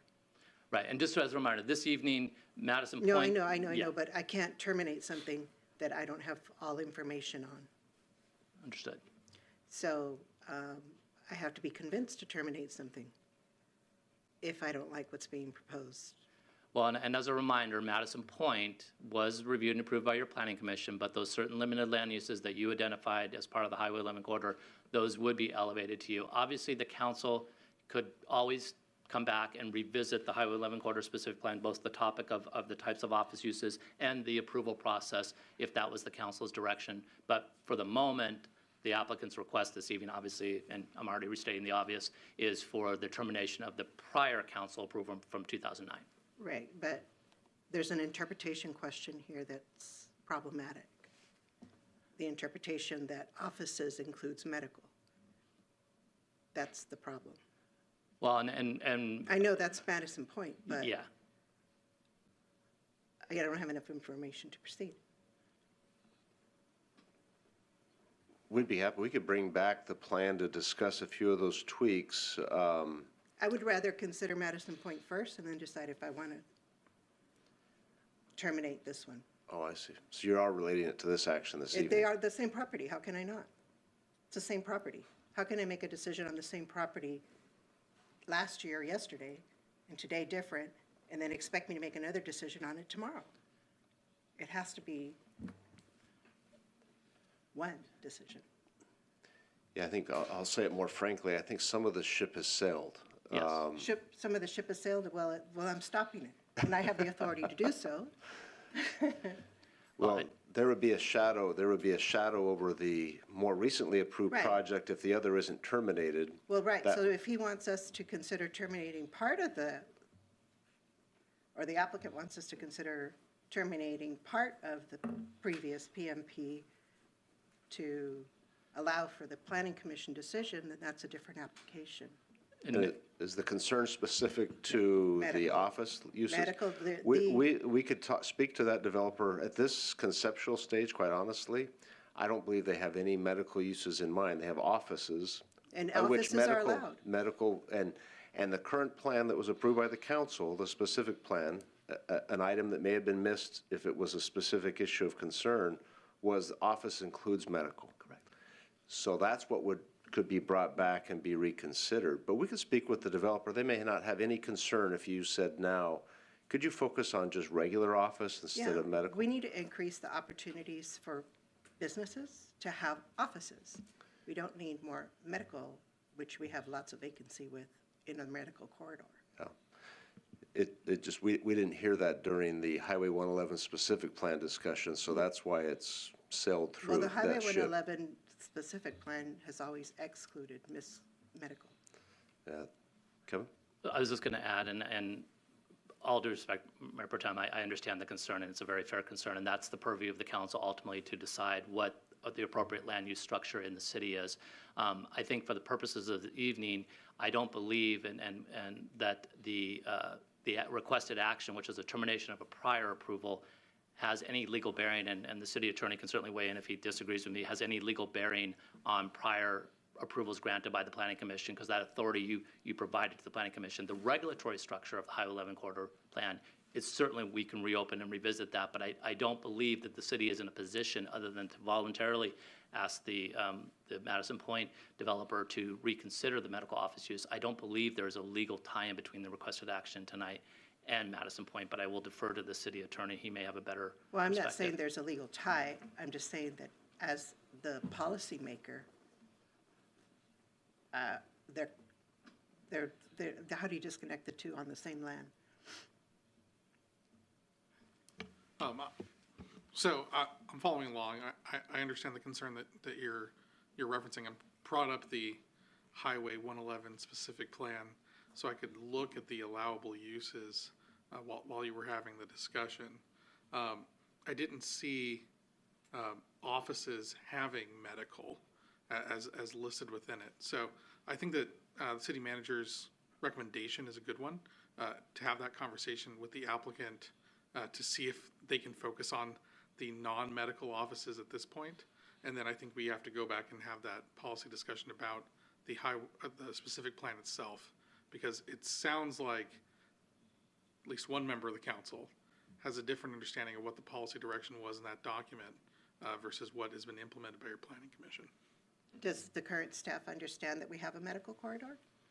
So there's never been a medical corridor, with all due respect, defined in any planning documents. It's a term, ever since I've been at the city, I've heard it said often, but the General Plan 2020, the General Plan 2040, there is no Right, no, medical 2020 corridor. doesn't. But Right, and the General Plan 2040 does not. And so I understand that if the council as a whole wants to revisit either the General Plan 2040 or the Highway 11 corridor specific plan to dive into this topic of medical uses along Highway 111, medical corridor, whatever terminology we want to use, that's certainly staff will take that direction, and we will come back, as the city manager indicated. We can certainly have voluntary conversations with the Madison Point developer to see what market interest they are getting. I will note that we've had several medical office projects approved, at least 2 since I've been here, that have not been built, because I think, to your point, Mayor Pro Tem, there may be an overabundance in our city already. The city attorney is correct. It's offices. In the definition, it gives examples, and it does include medical as an example. So the interpretation could be narrowed down, as you point out. But for this evening, the only request is that termination of the Madison crossing, because again, the regulatory shadow that creates, and it's also a project that is no longer market relevant for them. So I would respectfully offer to the council that the topics are related, but structurally, the approval, if you were to give it this evening for the termination of Madison Crossing, does not directly have bearing on Madison Point and the broader conversation that we're having at this moment, in my opinion. is approval of this or consideration of this item time sensitive? I know for the applicant, and I will let them speak for themselves, but I know that they would like to have this removed. They are out actively marketing the property. They've had some early successes on the non-office front. So I think they would like just to have it. Then are they willing to commit to no medical tonight? And I can't speak to that, Mayor That's Pro what Tem. you have to ask them. I don't know who's here to represent them. Do we need to open up the public hearing? It may be appropriate this time to hear from the applicant or applicant's representatives regarding this concern, because I certainly don't want to speak for them or to leave you with any impressions that don't reflect what they are thinking. So I think it would be appropriate, and then we can certainly follow up with any conversation after the close of the public hearing. Thank you. Mr. Mayor, can I ask a question to Kevin real quick? Sure, let me just go ahead and open up the public hearing. Sure. Go ahead. Kevin, on this project, how did we get two master plans on this? And also, is there any other use besides automotive that has to have a conditional use permit or extra scrutiny before it comes through? Two great questions, Councilmember. So first, when the council approved the Highway 111 corridor specific plan in September 2022, the applicant had already been working on developing a new plan for the property. So they came under the umbrella of that and brought forward a plan that was consistent both with the Highway 111 corridor and the General Plan 2040. So, but as part of that, we did not yet have the opportunity to remove the project master plan, which is why we're following up as part of a kind of a cleanup action. In terms of your second question, so the council, when you went through the Highway 11 corridor plan consideration process, you were concerned about certain types of land uses. We called them limited land uses in the plan, and you, as a council, elected to reserve final decision making on certain types of land uses. Again, to use the example, the drive-through oriented land uses, the car washes, the convenience markets and gas stations. You felt that the impact of those, and I'm not trying to put words in your mouth, but as I remember it, you felt that the impact of those warranted the council final review and decision making on those with a recommendation from your planning commission. Thank you. Right. Do we have any comments from the applicant? I don't know can you ask him who it is too? Yes, my name is John Solomon. I represent Schmid Desert Investments. I've worked with Kevin for a couple of years on this and actually have met some of the EU council members individually. This is the first time we have heard of any kind of pushback on medical office. And it's not something we're willing to waive tonight. We need to investigate this more. The feasibility of basic office on the economic side just doesn't work in today's market. The cost and the demand is not there for the rents that we would need to build that kind of product these days.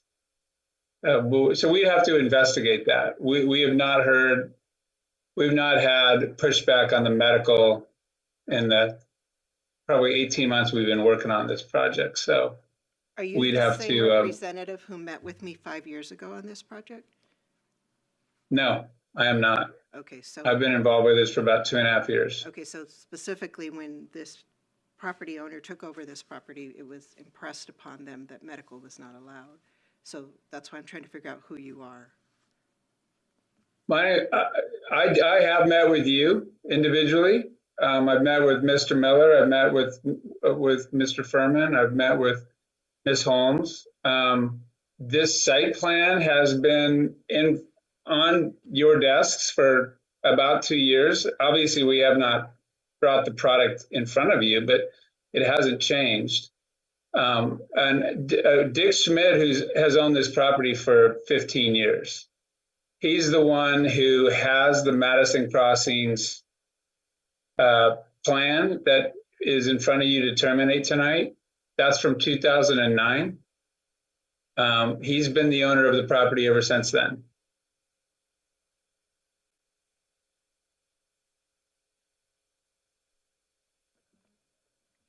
Do you have any public comments? There are none. No public comments. Any other comments from council? Well, I don't. Before you, wait, this is public comment, so make sure you're in the right section. Yeah, no, I just have comments and some questions on it. So I don't recall us having a conversation about not allowing medical here, unless it's in the plan. I don't see it in the general plan, but is that, having that discussion, would that interfere with this item tonight? Well, Kevin says no, but I say yes, but we need to close the public hearing. That's why I'm making sure that you're talking under the right section. I was going to make the same comment that the Mayor Pro Tem is making. Go ahead, close public hearing. Yeah, if we're done with public comments, close the public hearing, then discuss away. Public so now, hearing. Raymond, you can talk. Okay.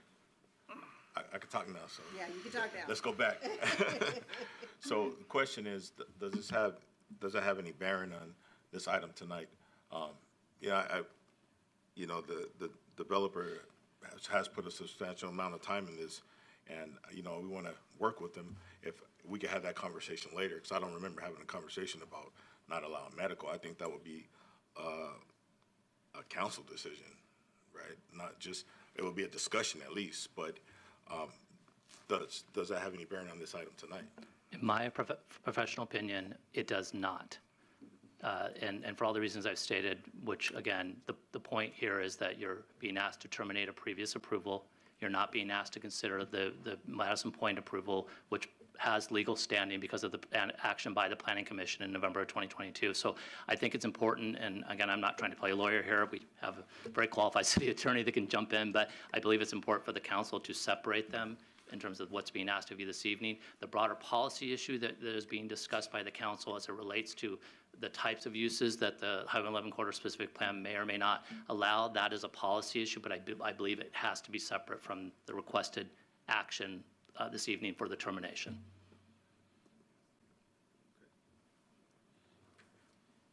Stephen? Just having a little sidebar with the city manager. You know, I'm looking at the allowable uses in the specific plan, and I'd like an opportunity to talk with staff about the medical offices. It's an interpretation. Yes, unless there, you know, I understand the developer, they always want to go right now. Unless there is a need to go tonight, I think it might be a good idea to have a conversation, continue the public hearing, and bring it back to the next meeting, rather than doing legal advising from the dais. But we're not talking about, we're talking about terminating the old plan that he's just asking for. The other plan's already in place. Am I mistaken, Kevin? No, it's not in place. No, with all due respect, your planning commission has granted legal approval to Madison Point, so which was not appealed and did not come to the council per the structure, the processing structure of the Highway 11 Corridor specific plan that this council approved. So certainly the city attorney and city manager have a proposal in front of you, but to answer the council member's question, Madison Point is not before you this evening. I presented it just because as informational, because there is a tie between the two in terms of the property involved, but the request is only for termination of the prior project master plan approval of Madison Crossing. When did the Planning Commission approve this? November of 2022. So the appeal period has passed, but if we could take 5 minutes, we could feed the fish for 5 minutes, we may be able to resolve some of the questions and respond. If we're not able, then a continuance may be necessary. I don't think you can do it in 5 minutes. I don't know. Yeah, let's go ahead. Let's take a 5 minute. At least for me, I don't think you can do it in 5 minutes to answer all of my questions. Go ahead and take a 5 minute break, and we'll come back to the item. Thank you.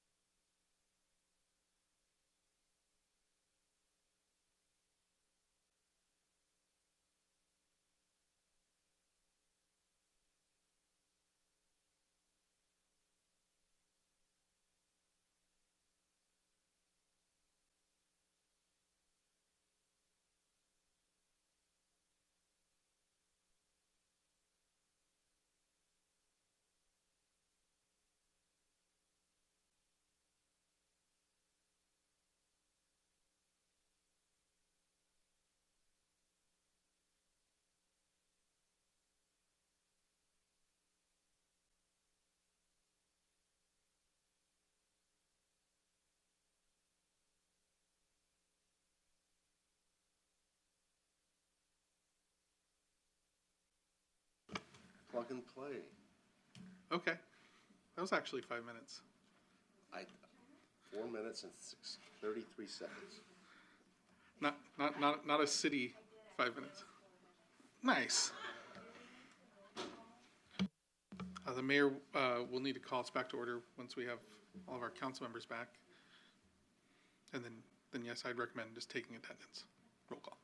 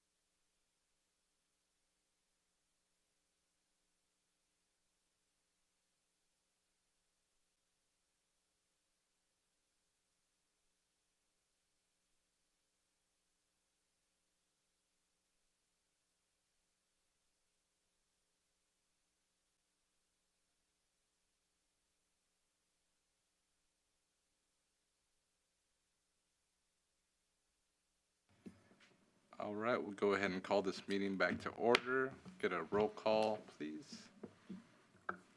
Councilmember Furman. Present. Councilmember Holmes. Present. Councilmember Miller. Present. Mayor Pro Tem Ramos Amit. Present. Mayor Ortiz. Present. Go ahead, Mr. Snyder. I think at this time I'll defer to the city attorney, who I think has some comments. Okay, so as we stated, we had a little caucus over here regarding the Mayor Pro Tem's comments, and I think those comments were taken well, which is, you know, what you have in front of you is a repeal of a project master plan, which until very recently was something that the city council would adopt, and so to repeal it, we brought it back to the city council. However, the city council also adopted a specific plan and a new general plan and a new unified development code last year, which authorizes the plan development to go to the planning commission for approval. I think the timing of this probably could have been timed better, but I concur with the city manager that fundamentally the ship has sailed. The rules related to the zoning of the property have changed, allowing the planning commission to make the decision on the plan development. I believe that plan development likely supersedes in the existing entitlements that were already on the project. I'm looking at this repeal fundamentally as a formality. to clean up the entitlements for the project. I think that in looking at the approval that went through back in November, the time period for appeal has passed. I think they have vested rights to develop the property in conformance to that plan.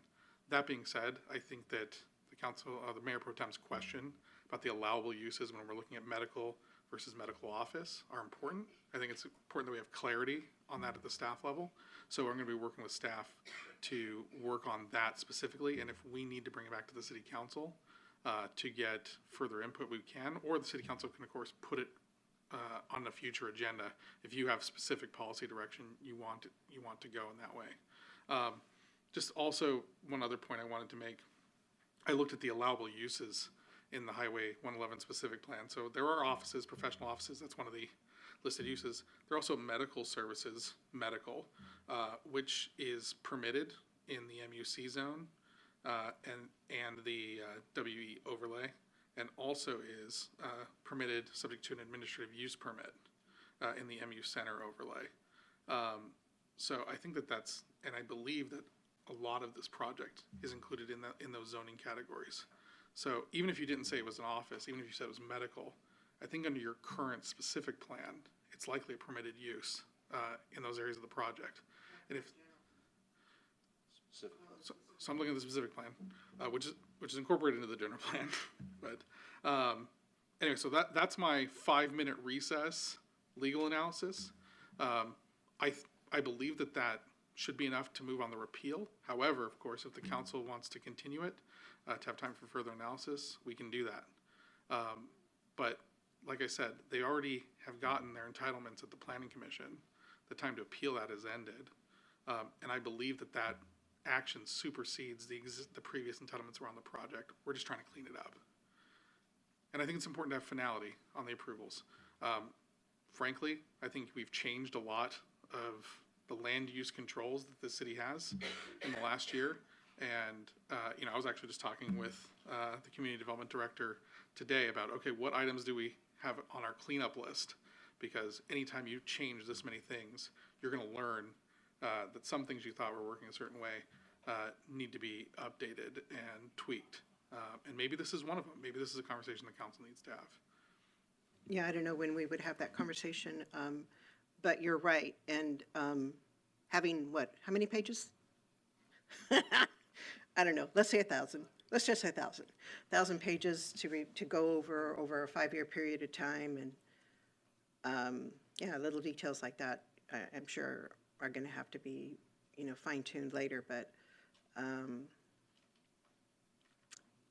that's why I think previously the council had so much control over every decision, because we wanted to make sure that we stayed on track with the vision that we had collectively. But I'm not sure that we've addressed the medical topic as a body, as a new body.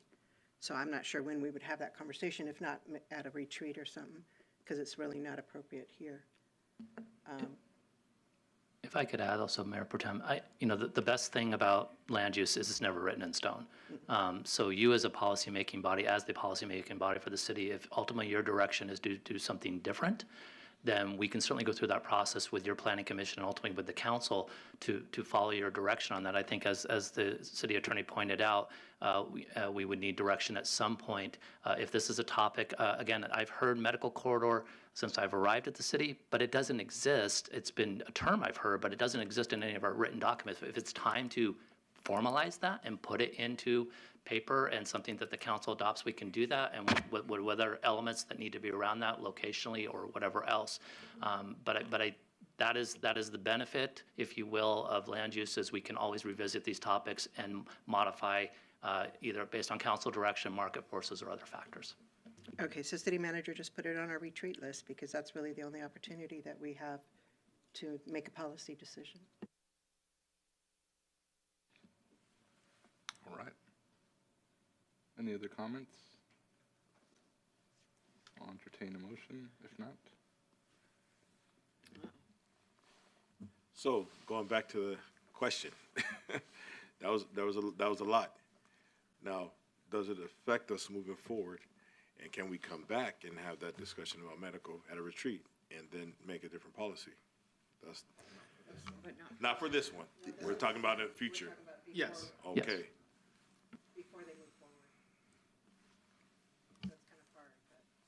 I think what's important for the council to understand, and I think I won't try to co-opt the city attorney's words, but the ship has sailed, so to speak, with Madison Point.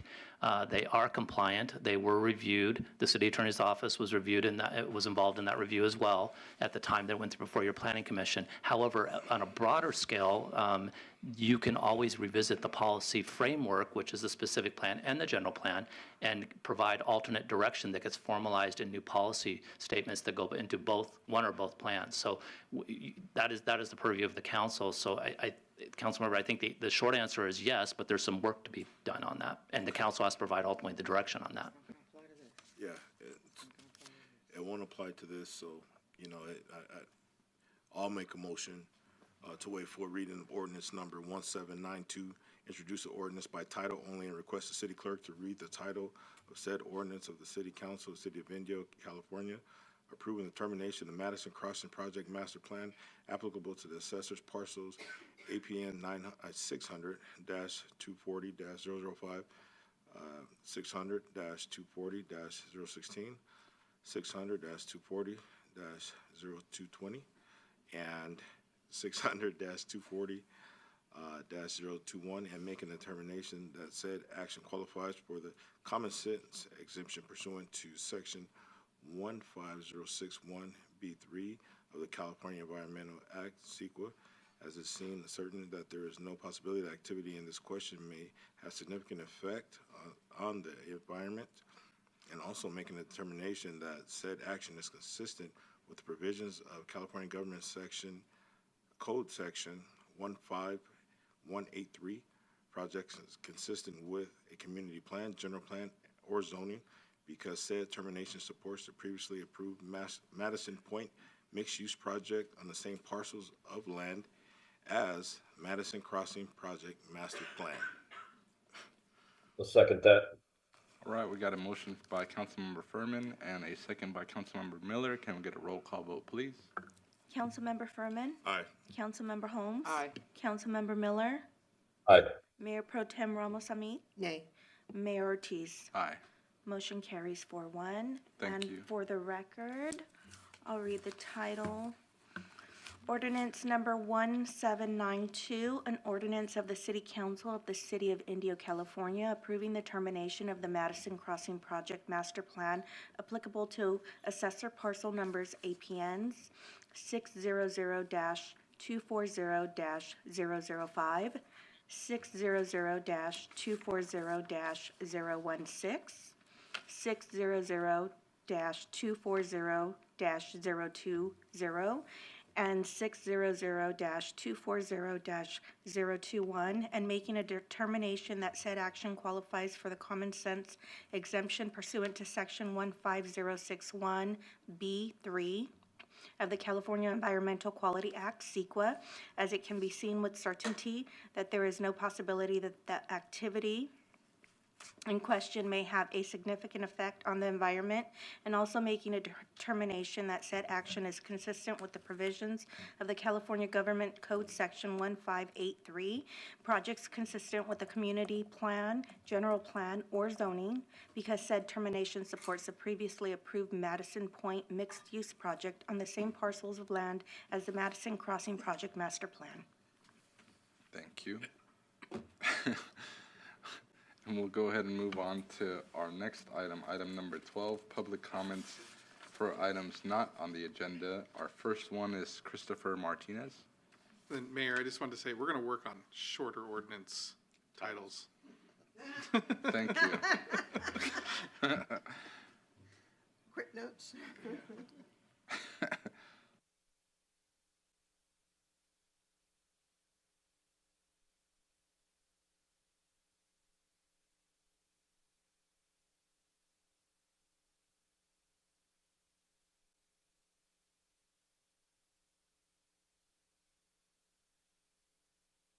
Why we're appealing and the documents pertaining to the appeals claims. We were forced to appeal with only the scores and the breakdown of each section since we have not received the requested information. One portion of our appeals is based on how our scores were determined. In order for us to show that points were properly allocated, we need to understand how the points were deducted or awarded like a scoring rubric. We have made multiple requests for documentation and scoring rubric information dating back to January. Thus far, we've only received a table with a breakdown of the application scores per section, but no information as to a rubric that shows how the scores were determined. Our concern is that our appeals hearing date has been scheduled for April 18th. We have still not have received, we have not received the provided the requested information to review and prepare for our hearing. On March 20th, after receiving direction from staff to refer to the application guidelines for the scoring information, we emailed the city staff in part the following. What isn't clear is how the sections were scored. This is why we are requesting a copy of the rubric that was utilized to determine each score. We would like to understand how our responses were weighted and the points were decided so we can make an informed decision. Any information you can give us that shows or explains the methodology of determining the interview scores like a scoring rubric would be greatly appreciated. Please let us know if we can expect to receive such information before the deadline to appeal. The response we received was in part, the city has provided responsive information regarding the Phase 3 scoring results and no additional information will be provided. It also stated that our requested documentation would be produced by Thursday of last week, which we still haven't received. We're doing our best to follow the city's process, but all documentation and evidence pertaining to the appeals is controlled by city staff. We are beginning to feel that the city will not be forthcoming with the information necessary for us to have a fair appeal hearing. We ask City Council to take the time to consider the situation and give direction on how we can ensure that proper information and time is provided to have a just and transparent appeals process. Another thing too, I did also consult for the city of Coachella through their appeals process. Part of my role through that, we provided appellants with a scoring rubric, notes from each reviewer that allocated those points, and all the requested information with adequate time before the appeals hearing. Ultimately, no cannabis application process is perfect, but it just seems to be that there's some fundamental errors in the way some things were put together. So we're basically asking the council to take the time to consider this situation and just to ensure that we do have a fair and just process with the appeals hearing and ultimately determine that the overall process was just for not only us, but all the applicants as well. I thank you for your time. Thank you. Our next speaker is Pedro Ordonez.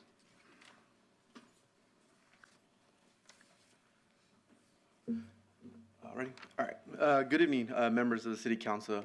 My name is Pedro Ordonez. I am a cannabis business applicant. I'm here again to ask for clarification on the cannabis appeals process. At the last meeting, we requested information from the city to better understand why we received the scores we did. The city staff informed us that the rubrics would be easily available to produce, but so far, we have only received the information posted on the city's website. The appeals process requires us to detail specific sections that we're appealing, but we haven't even given the reasoning for our score. We're about 2 weeks away from our appeals hearing, and we still haven't received any additional information. As someone who has been through a cannabis permit process in other cities, usually scores along with rubrics are given to all applicants. This is the first time experiencing this during an application process. We're at a disadvantage because the city staff hasn't provided the rubrics among other details requested, and we do not have enough information to properly prepare. We know our score, but we're unsure what we missed at this point. Therefore, I'm here to request that the council help in allowing us a fair chance to appeal. We're asking that the information we requested and fair opportunity to prepare for our appeals date, we want to be able to make an informed appeal and have a fair chance. Thank you for your time and consideration. Appreciate it. Thank you.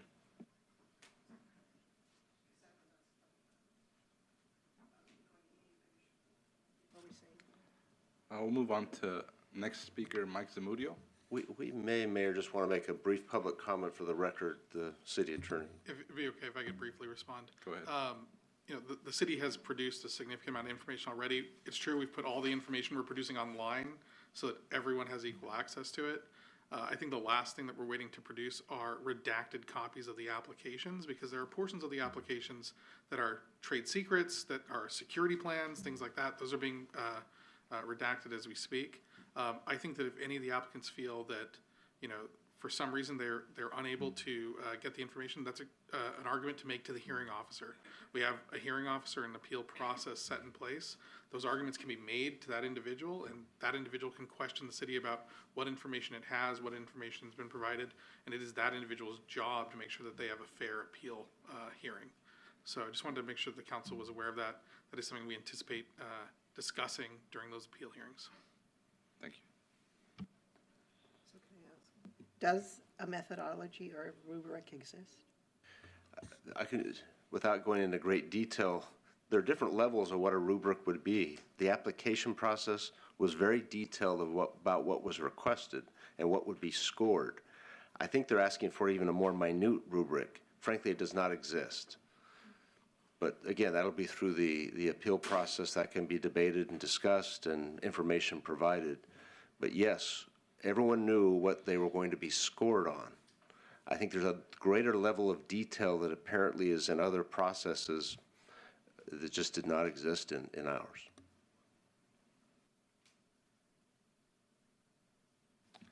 Move on to our next speaker, Mike Zamudio.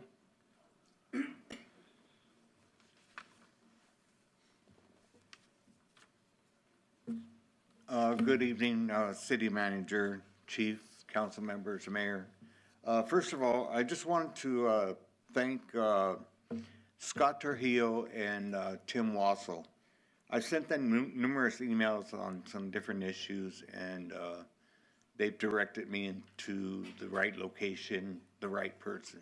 So I want to say thank you. I know they're not here right now, but they could be listening. So anyways, thank you for helping me with some of the issues. Moving forward, at your March 1st meeting, the City Council approved the installation of the Desert Tortoise artwork to be located at the new Indio Sports Park. I would like to ask that you reconsider that location, as the sports park was not the original location recommended. There obviously was not much thought put into the new location. There was much community input and city community discussions on the design of the new sports park. Why wouldn't you get the same community input for artwork at the new park? I would guess that most would want the artwork to be related to sports and kids. As we all know, public community space in the City of Indio is very vulnerable because there aren't many open spaces for kids and their families. Looking at the renderings, it looks like the Desert Tortoise will take up quite a bit of that premium real estate. In addition, it is not an interactive piece that kids can climb and play on. There will probably be more space taken up if there are fences that needed to be installed to keep the kids from climbing. Please take the location of the Desert Tortoise artwork back to the drawing board. Please. We don't want that at our sports park. Thank you, Mr. Zamudio. Our next public comment, we have Tabitha Davies.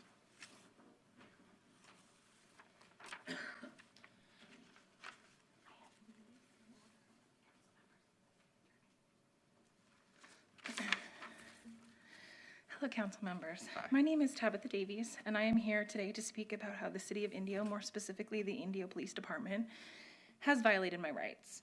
I went through the process to make an appointment with the Secretary of the Chiefs to meet with the Assistant Chief and the IA investigator on October 18th at 2 p.m. of last year.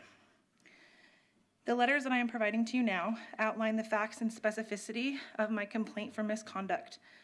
We met with the Assistant Chief, but the IA was not in attendance. No prior research on my specific complaint was done prior to the scheduled appointment. I went with 2 others who also filed complaints and, like me, have had their rights violated as well. They were also witnesses to the actions involved in my complaints.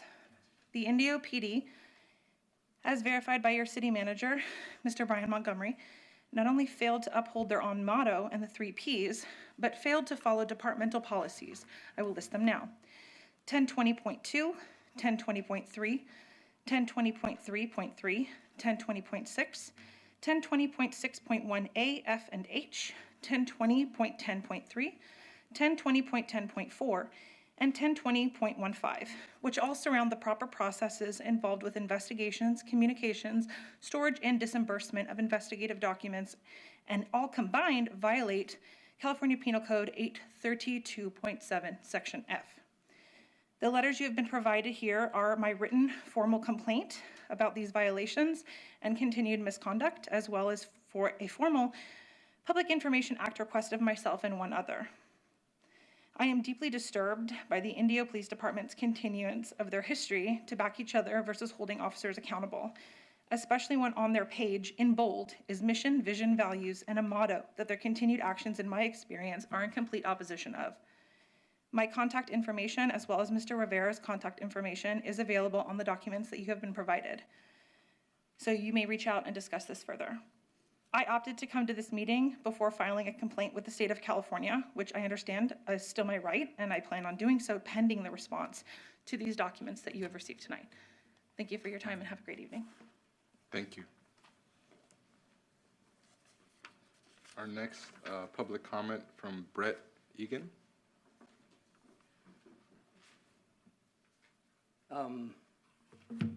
I'd like to thank Councilmember Miller, City Manager Montgomery, and Mayor Ortiz for getting back to me on this matter. You mentioned it earlier about the Valley Sanitary District, and I'm thrilled that you're going to look into it. I just wanted to come down and make it yet again a bigger point. I feel, based on their math, which, this is the flyer that we spoke about before that came out in the mail to everybody, and their charts are on the back. I'm not sure if this is actually on their website. But I just want to thank you guys for getting back to me and keep on it. The numbers they're talking about are 388% increase in 5 years. Next year it'll be a 50% increase, and that's in the fixed and the volumetric, which is a multiplier, which means if my bill doesn't change, that one line on my property tax is one of, I think, the bottom part here. These are all add-ons, so it's about 9 of them. They're one of those lines. And my personal number is $303, and I have a mobile home. That number next year will go up $150, and in 5 years, that 303 will be $1,150 just for that one line. My entire property tax is only, well, this is a few years ago, it's $1,400 and some odd change. So it'll double in 5 years. I don't have a problem with the money, but I have a neighborhood of people that do. And we have a city loaded with people that are on the edge. Right here is where they figured the actual calculations that I got with the very nice talk to the accountant. I did talk to Garcia's office, and I had a young gentleman fill me in a little bit on their existence as far as they're a sanitary district like so many others in California. But their elected board sets all their own rates, and that's a little scary. And these rates are massive. I read their minutes in a recent meeting where they talked about approving these rates based on the third option. Some of these increases you're going to find out are about CIP, capital improvements. And that's all good. But when you're going to price people out of their homes and they're going to go in foreclosure over water, sewage rates, basically is what's going to happen, I believe, that's a lot. And I understand construction. I was the deputy inspector on the last time they did new tanks and new affluent tanks. I know what they have to do. I'm not saying they're doing it wrong. I'm saying that this is unrealistic for the average person and all of you guys too. Because I'm a mobile home. There's also a chart in that flyer about a single family, multifamily, small business. They're all massive numbers just going up and up and up. So I thank you for your interest and keep on it. And feel free to give me a call because you've all got emails with my number on it, and I appreciate everybody getting back to me. Thanks for your time. Thank you. Do you have any other public comments? There are none. All right. What's my agenda? All right, if there's no other public comments, we'll go ahead and adjourn at 7:37. Our next council meeting would be on April 19th. Thank you. At 4 p.m. 4 p.m. And City Attorney, can you please, or somebody, talk to Ms. Davies about the appropriate party to address her concerns to? Yeah, working on it already. Thanks.